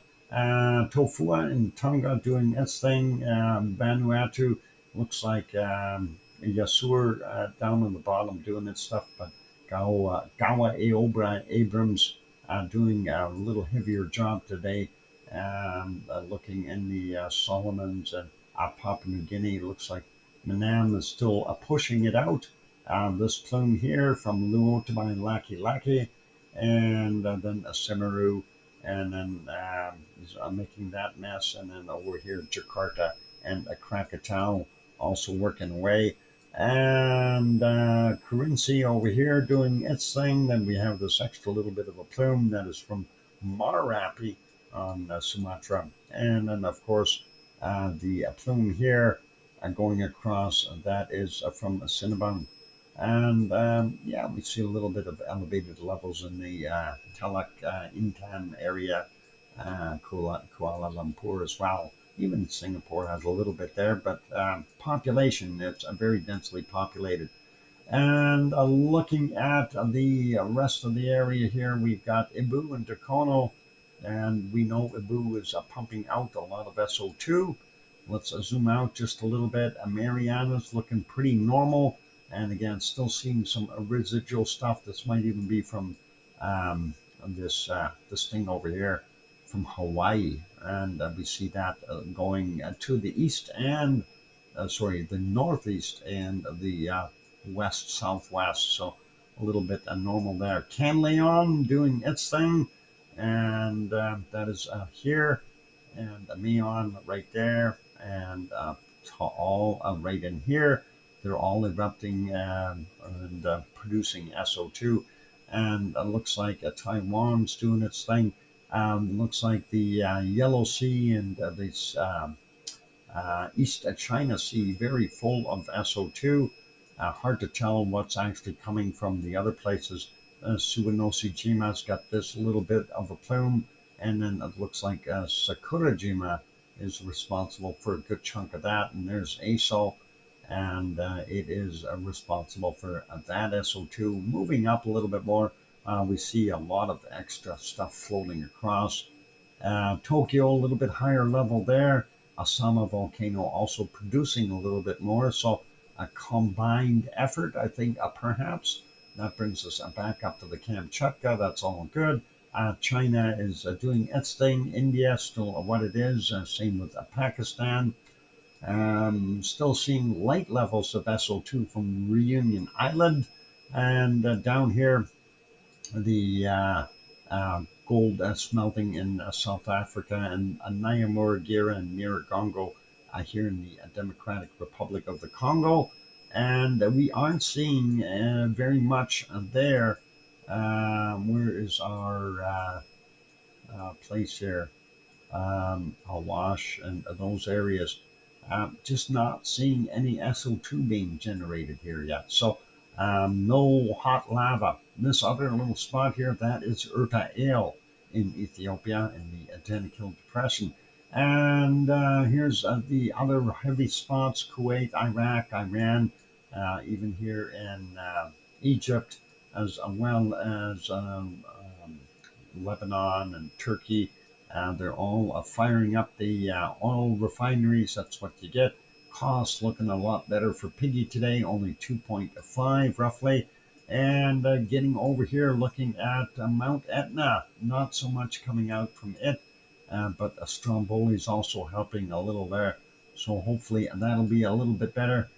Serbia definitely has some higher levels. And then I'm always wondering, are we seeing residual stuff here, or are we seeing something new being generated from down here in the Canary Islands, perhaps, or some other seamount? Portugal and Spain look not bad, but you have light to moderate levels in most of Europe. Ireland seems to be the only place in the clear. Norway is not so good. Sweden a little bit better. Finland is so-so as well. And Iceland's SO2 level is down, way down.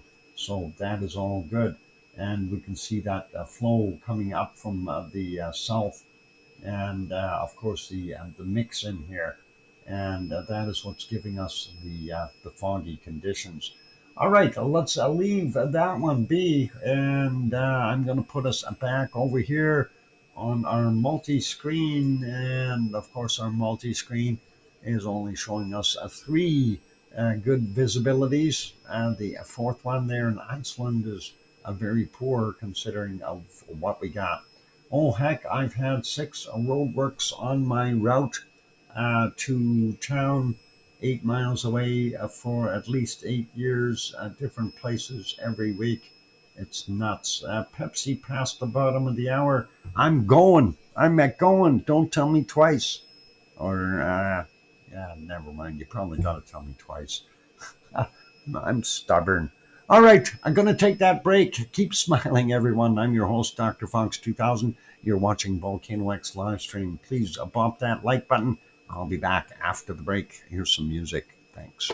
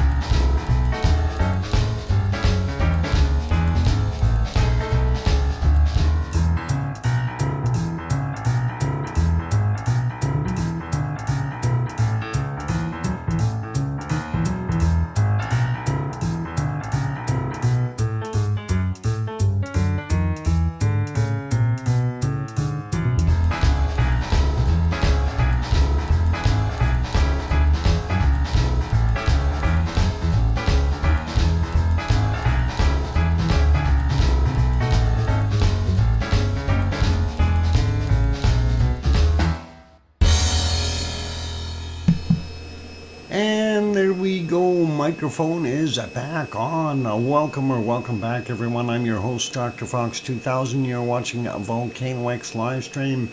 Welcome back, or welcome, and good to have everyone here still. We're going to do a fairly quick wrap up of our show for today, and we're going to finish off with our weather. So thank you for the welcome backs there from Cananaska's country, and Sophie, and Sue, and Barbara, and King Colin. Oops, that isn't supposed to be there.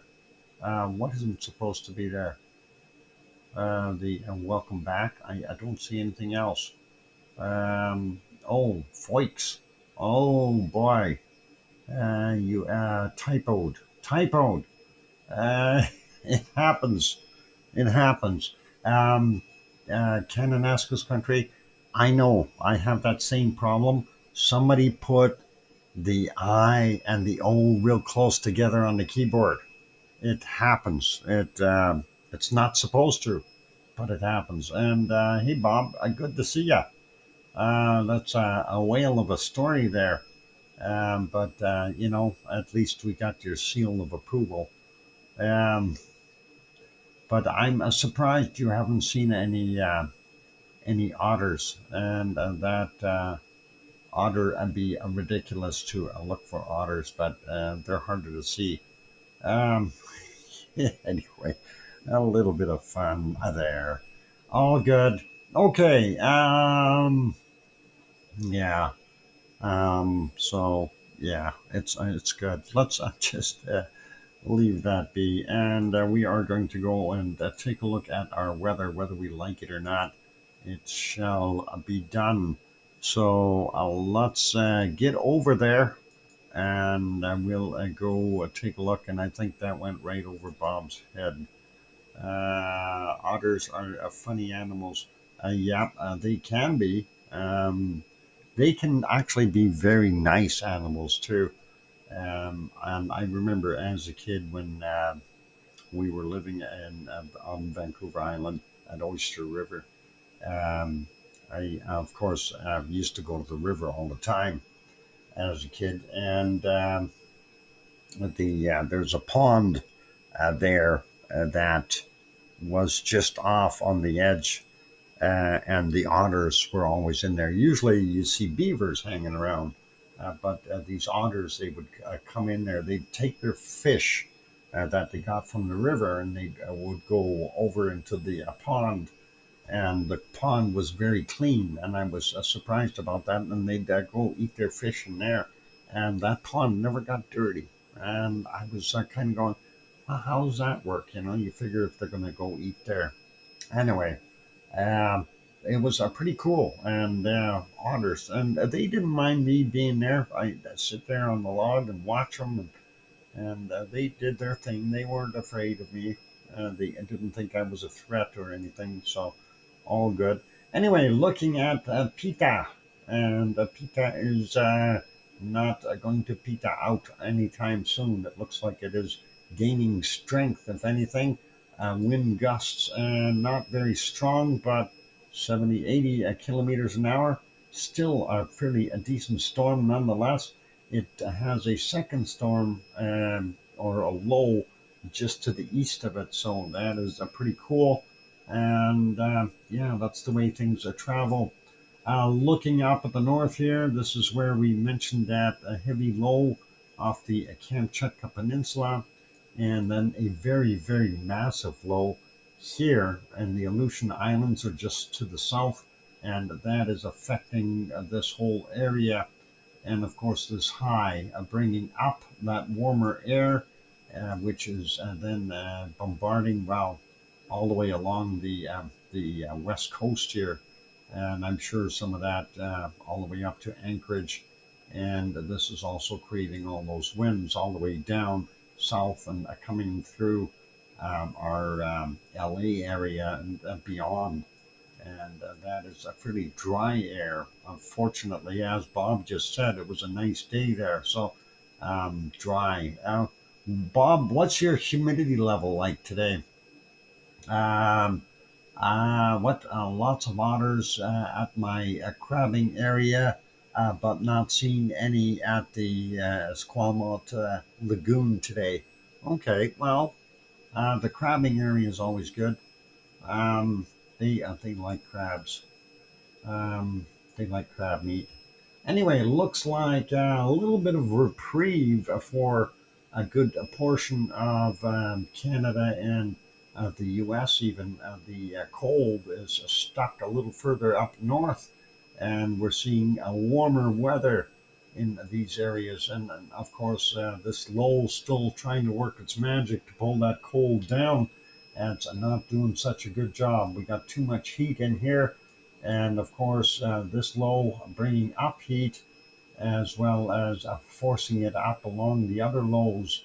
And you can see where that's going, so that the end of the Davis Strait here, it's getting that low right in the middle. I don't think I'd want to be out there with a boat, but that's what we're seeing, and lots of what I refer to as banana belt weather coming all the way up to our wonderful Iceland. So they're giving a little bit of reprieve, and it is a mix between the colder climate that they have there, and of course this warm air now coming in.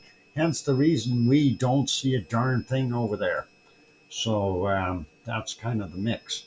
Looks like fairly warm in places. Central America, pretty normal. We're seeing up to 29s there in Colombia, 30, 31s in Venezuela, and then we got the 30s there, 31s, 32s even in northern Brazil and southern Brazil, Paraguay coming in at 30, 31 as well in some places. And then we see some really high temps here in our wonderful Argentina, which is their summertime, up to 33 degrees. And beautiful to see that way down here, 30 degrees, 31s away in the south here, 32s. And that is just absolutely crazy. And, you know, that's way past Buenos Aires, which is only 23. Paysandu coming in at about 25 there. So nice weather for those guys anyway, temperature wise. Rio coming in about 24. Sao Paulo is sitting at 19, always a bit cooler there. Let's leave South America. We'll go over to our wonderful New Zealand. And yeah, they got that high sitting there. That might help them warm up again. Christchurch only coming in at about 14 right now. Wellington sitting at 14, but the west coast here up to 20 degrees in some spots. And again, Taupo, we had it at 16. Hamilton coming in at about 22, and 21 over there in Auckland. Some places up to about 24 degrees. 20, and there's a 25 there on the peninsula. So good weather for them. Looks like Tasmania warmed up a whole bunch. Yay! 21 in Hobart, and we're seeing up to 22s, even some 23s up in the northern areas here. Well, even just north of Hobart as well. And Melbourne coming in at 26, 27 degrees. Adelaide sitting at about 26, 27-ish, and about 24, 25 in Sydney. Going up to Brisbane, and we see about 25 degrees there, and up to 36, 37 so far. And we'll climb up a little bit more. There's 39s. There's a 40 degrees. Do we have anything above 40? And you got to remember, it's early in the morning there. So 40 degrees right now is still very, very hot. Perth coming in at 21. And we are seeing, even out here in the west, up to 34s. And that is pretty hot for Australia. Papua New Guinea area, pretty much normal. Same thing with our Indonesian areas. Looks like a little bit on the cooler side there, though, in Thailand. And we're seeing 17 degrees. And even here in Vietnam, Hanoi only coming in at 9. And over here, about 11 degrees in Hong Kong. So they're a little bit on the cold side. Kagoshima, 4 degrees for them. 3 in Tokyo. And Sapporo coming in at about -7. Kamchatka Peninsula, well, yeah, we see some -30s there. Let's not even consider that. Jakarta coming in at about 12. Delhi sitting in about 11 or 12 as well. Cape Town, South Africa, 15, 16 degrees. And Johannesburg coming in about 17 degrees. Looks like Africa pretty normal.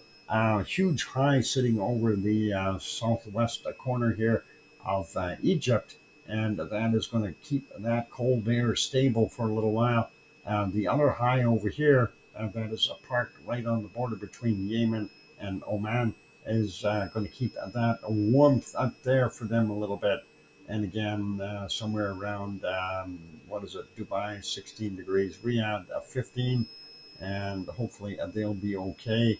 Beirut coming in at about 14, Malatya sitting at 0, Adana sitting at 6 degrees, and Piggy's house coming in at about 16 today, and she's got the wind blowing up from the south, so that'll keep her nice and warm real fast. A peak here, Catania, is about 14, 15 degrees. Redenzo sitting at 8 on the side of Mount Etna, and moving up. Naples coming in about 9 degrees, and Rome sitting at about 9 or 10.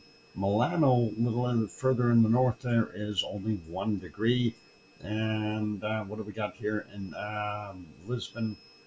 Coming in at what? 15. Madrid sitting at about 9, 8, 9. Aurelio's house only 6, but that's not that bad. It could be -6. Nantes sitting at 0. Paris sitting at 1. And Munich has got about a -3 right now. Frankfurt 0. Cologne coming in at 0. Yvonne Kunkel's house about 0. Brussels about 0. Amsterdam 1 degree. Berlin sitting at 1 degree. Hamburg -1. Lübeck is at 0. Going up to Copenhagen, we see 0 there. Aarhus sitting at 0 as well. Oslo as a -6. And going up to Stockholm -1. Helsinki sitting at -6. And a -2 there in St. Petersburg. England, real quick. London coming in at -2. Plymouth sitting at 8 or 9 degrees. And that's what we're seeing down there. So the interior a little bit on the cooler side. Coastlines a little bit warmer in Wales. And Leeds coming in at about -1, -2. Further up, we see Glasgow at 0, Aberdeen at 0, and the Highlands sitting at somewhere around -4, -5. And there's some colder stuff over here, -8 even, and that's not so good. Dublin sitting at 2 degrees, and Irish Monk's house on the other side, 2 or 3 in that vicinity. Let's take a look at Iceland real quick. And like I said, they've got all that warm air blowing up and keeping them a little bit better looking, creating all kinds of clouds. So unfortunately, we see 5 degrees there in Reykjavik, and we've got 6 degrees in Grindavik, the eruptive area, about 5, 6 degrees as well. And Keflavik is about 6, Reykjanesbær 6, Yardvik 6, the airport about 6. Everybody is 6 degrees. All right. And that is what we got going on. And that's our basic weather for today. Let's go hunting for some cold temperatures really quick. And yeah, looks like a -37. Oh, there's a -39. Looking for a there's a -40 in Antarctica. I don't know if there's anything colder. Just looking around that area. So we have -40. Not seeing anything colder right now. There's that -40. Yeah, I'm going to call it as a -40. We'll take a look at Greenland and see how cold it is there. Well, we see -52 here already, and that is pretty chilly. Let's see if we scan around a little bit. I want to see if there's some colder spots here. No. Oh, there's a minus 49 over here. Okay, let's go back over here. We see the minus 51.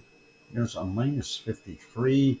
Let's see if we can spot a minus 54 in here real quick, because I have to win today. I can't let Sue beat the living daylights out of me every day. Well, I'm going to have to go with it, minus 53. Unfortunately, no victory cookie for me today. I don't think, at least not yet. Keep your fingers crossed. Maybe I can find something. No, I'm not seeing it. I'm looking at those little arrows spinning around. Doesn't work. All right, let's see. Up here in northern Canada, minus 46 we've seen. There's minus 47. And let's see, I've seen a minus 48. Let's see, do we see a minus 49? Come on, minus 49. Where are you? We got a minus 48 so far. Minus 46 here. No. Hoping for a minus 49. Quick scan, and I'm not seeing it. Minus 44, 45s. There's another 45 up there. And no. I think I'm going to have to leave it with minus 48, unfortunately. Yeah, I don't think there's going to be anything colder in here. Oh, maybe. Let's see. A minus 40. What? A minus 42s, 45s right in there. No, we're not going to get lucky. Nope, and not there. And a minus 40s, 41s, 42s. Not good. And going to my secret island locations. Minus 41s, 42s.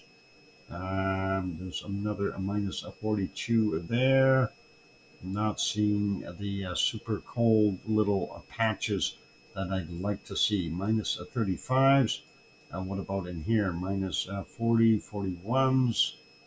No, I think I'm stuck with the minus 48, and we'll leave it as that. Let's take a look at Alaska and see what we've got in Alaska. That looks warm there in Alaska. So minus 25. So we got minus 25 in Alaska. Let's see. Anything colder there? No. Minus 24. No, I don't see anything colder than a minus 25. Let's leave it, and let's go find some really cold temperatures, coldest temperatures on the planet. And I'm going to check around this high right off the bat because that looks enticing. Minus 43, minus 44 so far. There's more minus 44s. Right in that. Oh, and there's a minus 46 I just seen in here. Minus 45. Let's scan that area a little bit.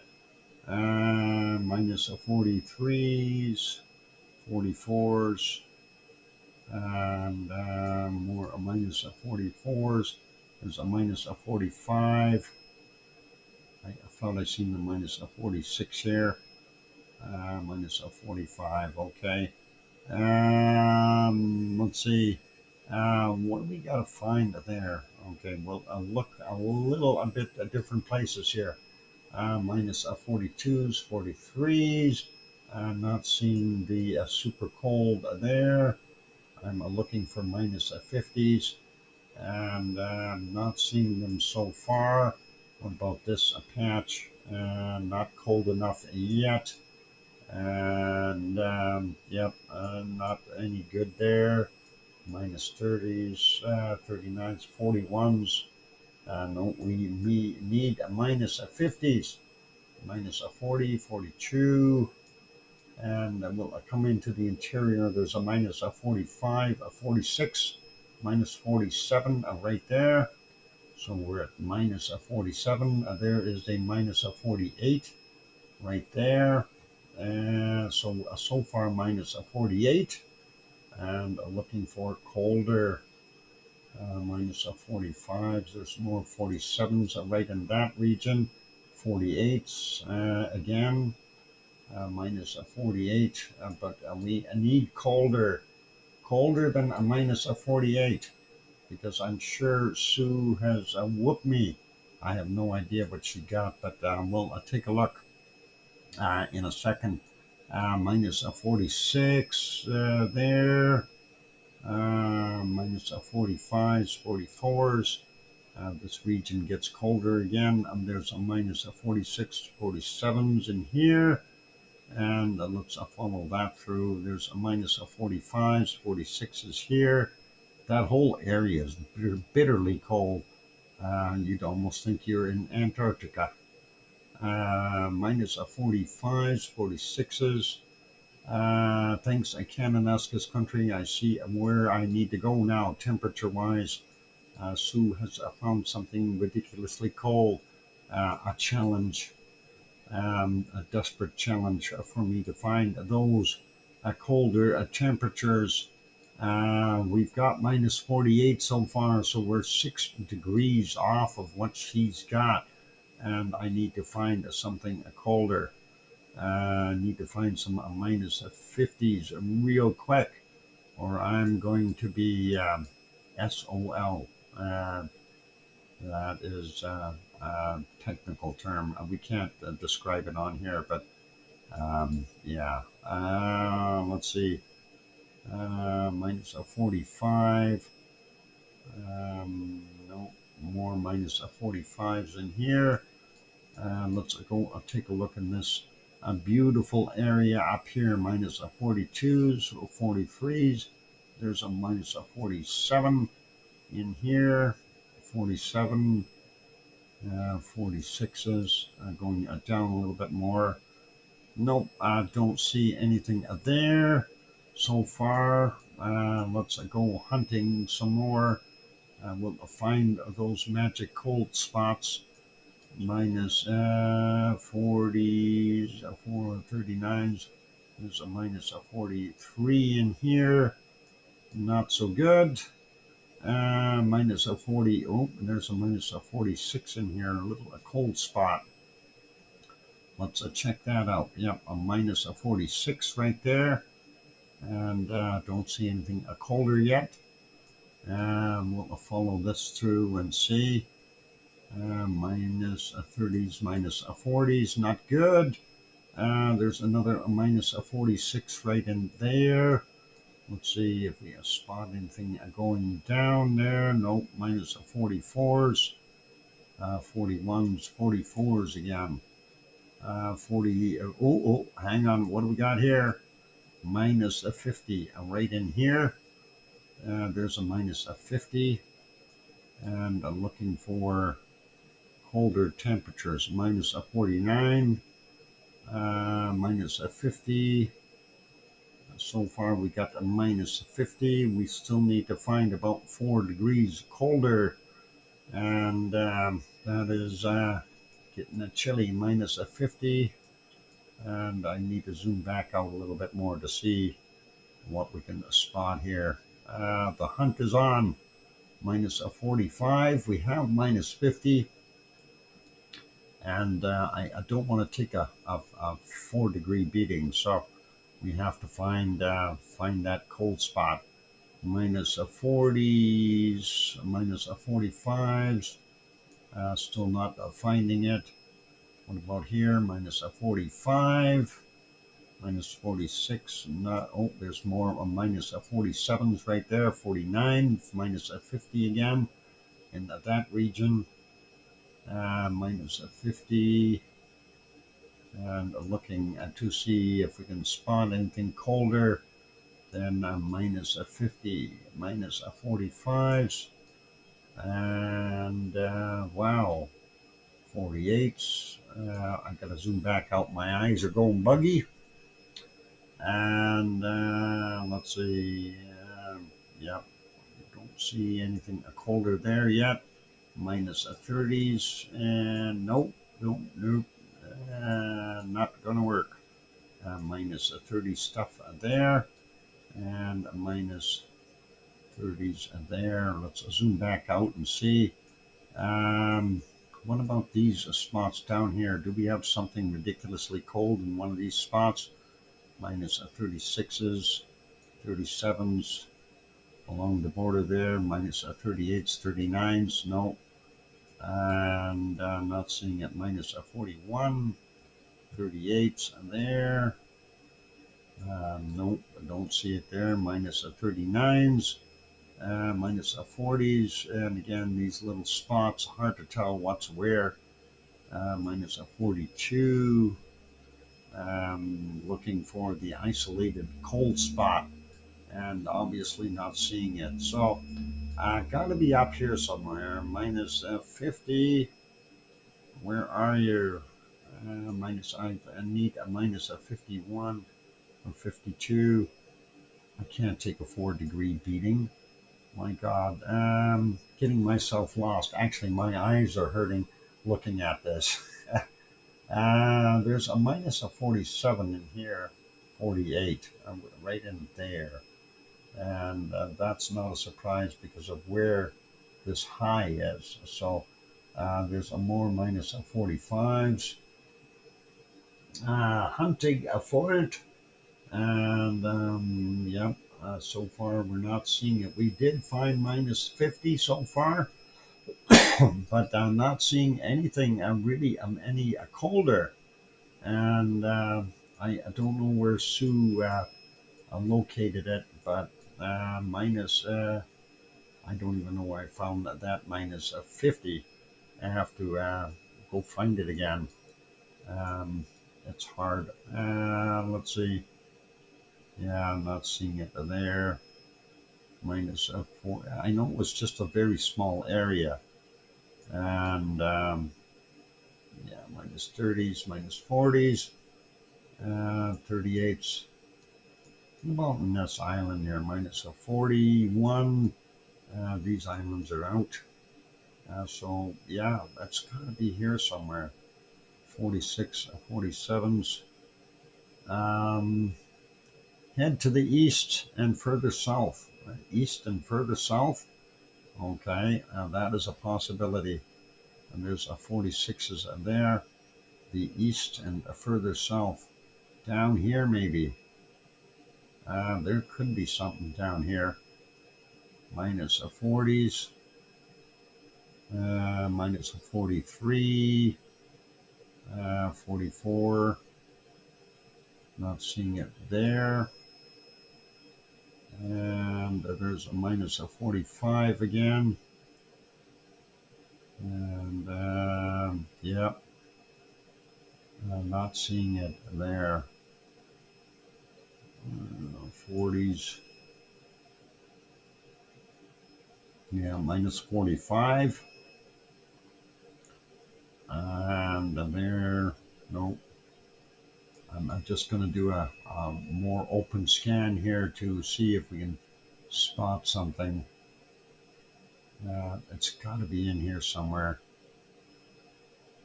There, I seen a minus 47 in here when I was scanning across. So there's a minus 46. Let's just zoom in here for a second. 44s, and I don't see it. 45s. This is it's a splotchy territory. That's always hard. You could have gone over it 1,000 times already and not seen that spot. Minus 42s, 43s, 48. There's a minus 48, 49 in that vicinity. 48, 49 below. And yeah, scanning back and forth, and it's either that I'm just going too fast. But we did have minus 50 on the screen, and my eyes hurt too much to continue on with this. Minus 40, 43s. No, this is not going to get me anywhere. I don't have the patience to try to find it today. So minus a 43 there. Yeah, I'm just not seeing the thermometer popping up to anything that says minus a 50 again. There's the minus a 45s, and I know it was along these rivers, so there's a more minus a 45s there. Cold, cold, cold, a minus 40 somethings. Okay. All right, I'm going to give up, Sue. My brain hurts. I do have a headache, and I'm not going to worry about it. I got a minus a 40, minus a 50 degrees is what I got. It is, but believe it or not, further in Siberia gets to a minus 81. Yep, Siberia can get very, very cold. And it has been actually, Siberia sometimes holds the record.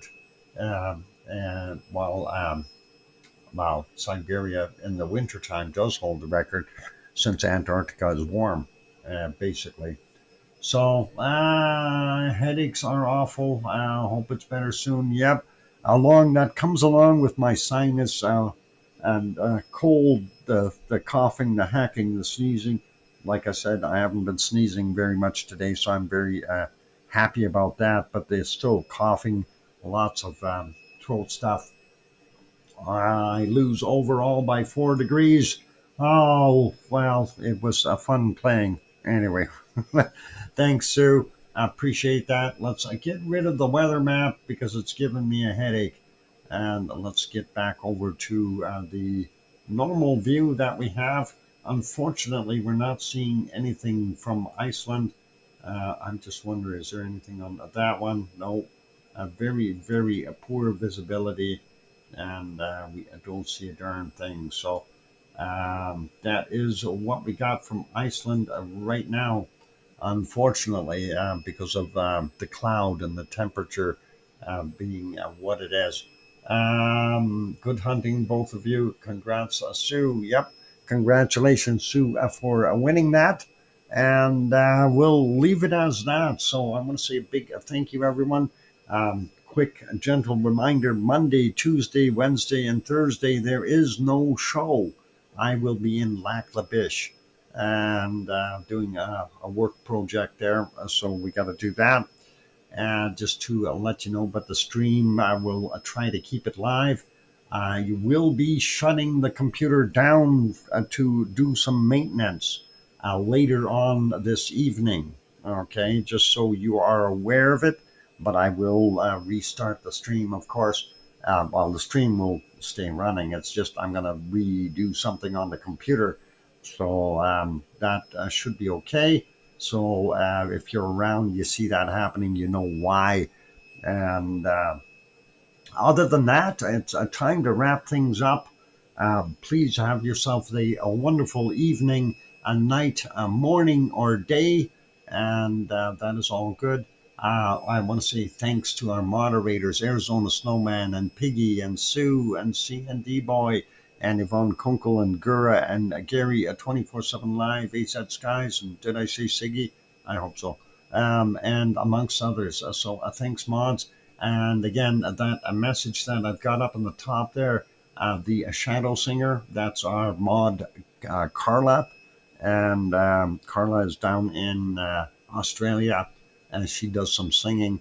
So if you want to go enjoy that, you can, and subscribe to her. It'd be nice to see her channel grow just a little bit because of a little bit of advertising. So hopefully that'll work. I see she's got 57 subscribers now. So it did go up one today. So let's hope things will continue to go up for her, and she'll get a few more subscribers.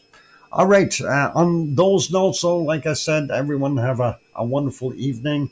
Take care of yourselves, and please, most of all, tell your loved ones that you love them tonight for tomorrow is never promised. I'm your host, DrFox2000, here in Edmonton, Alberta, Canada. We'll see everyone tomorrow.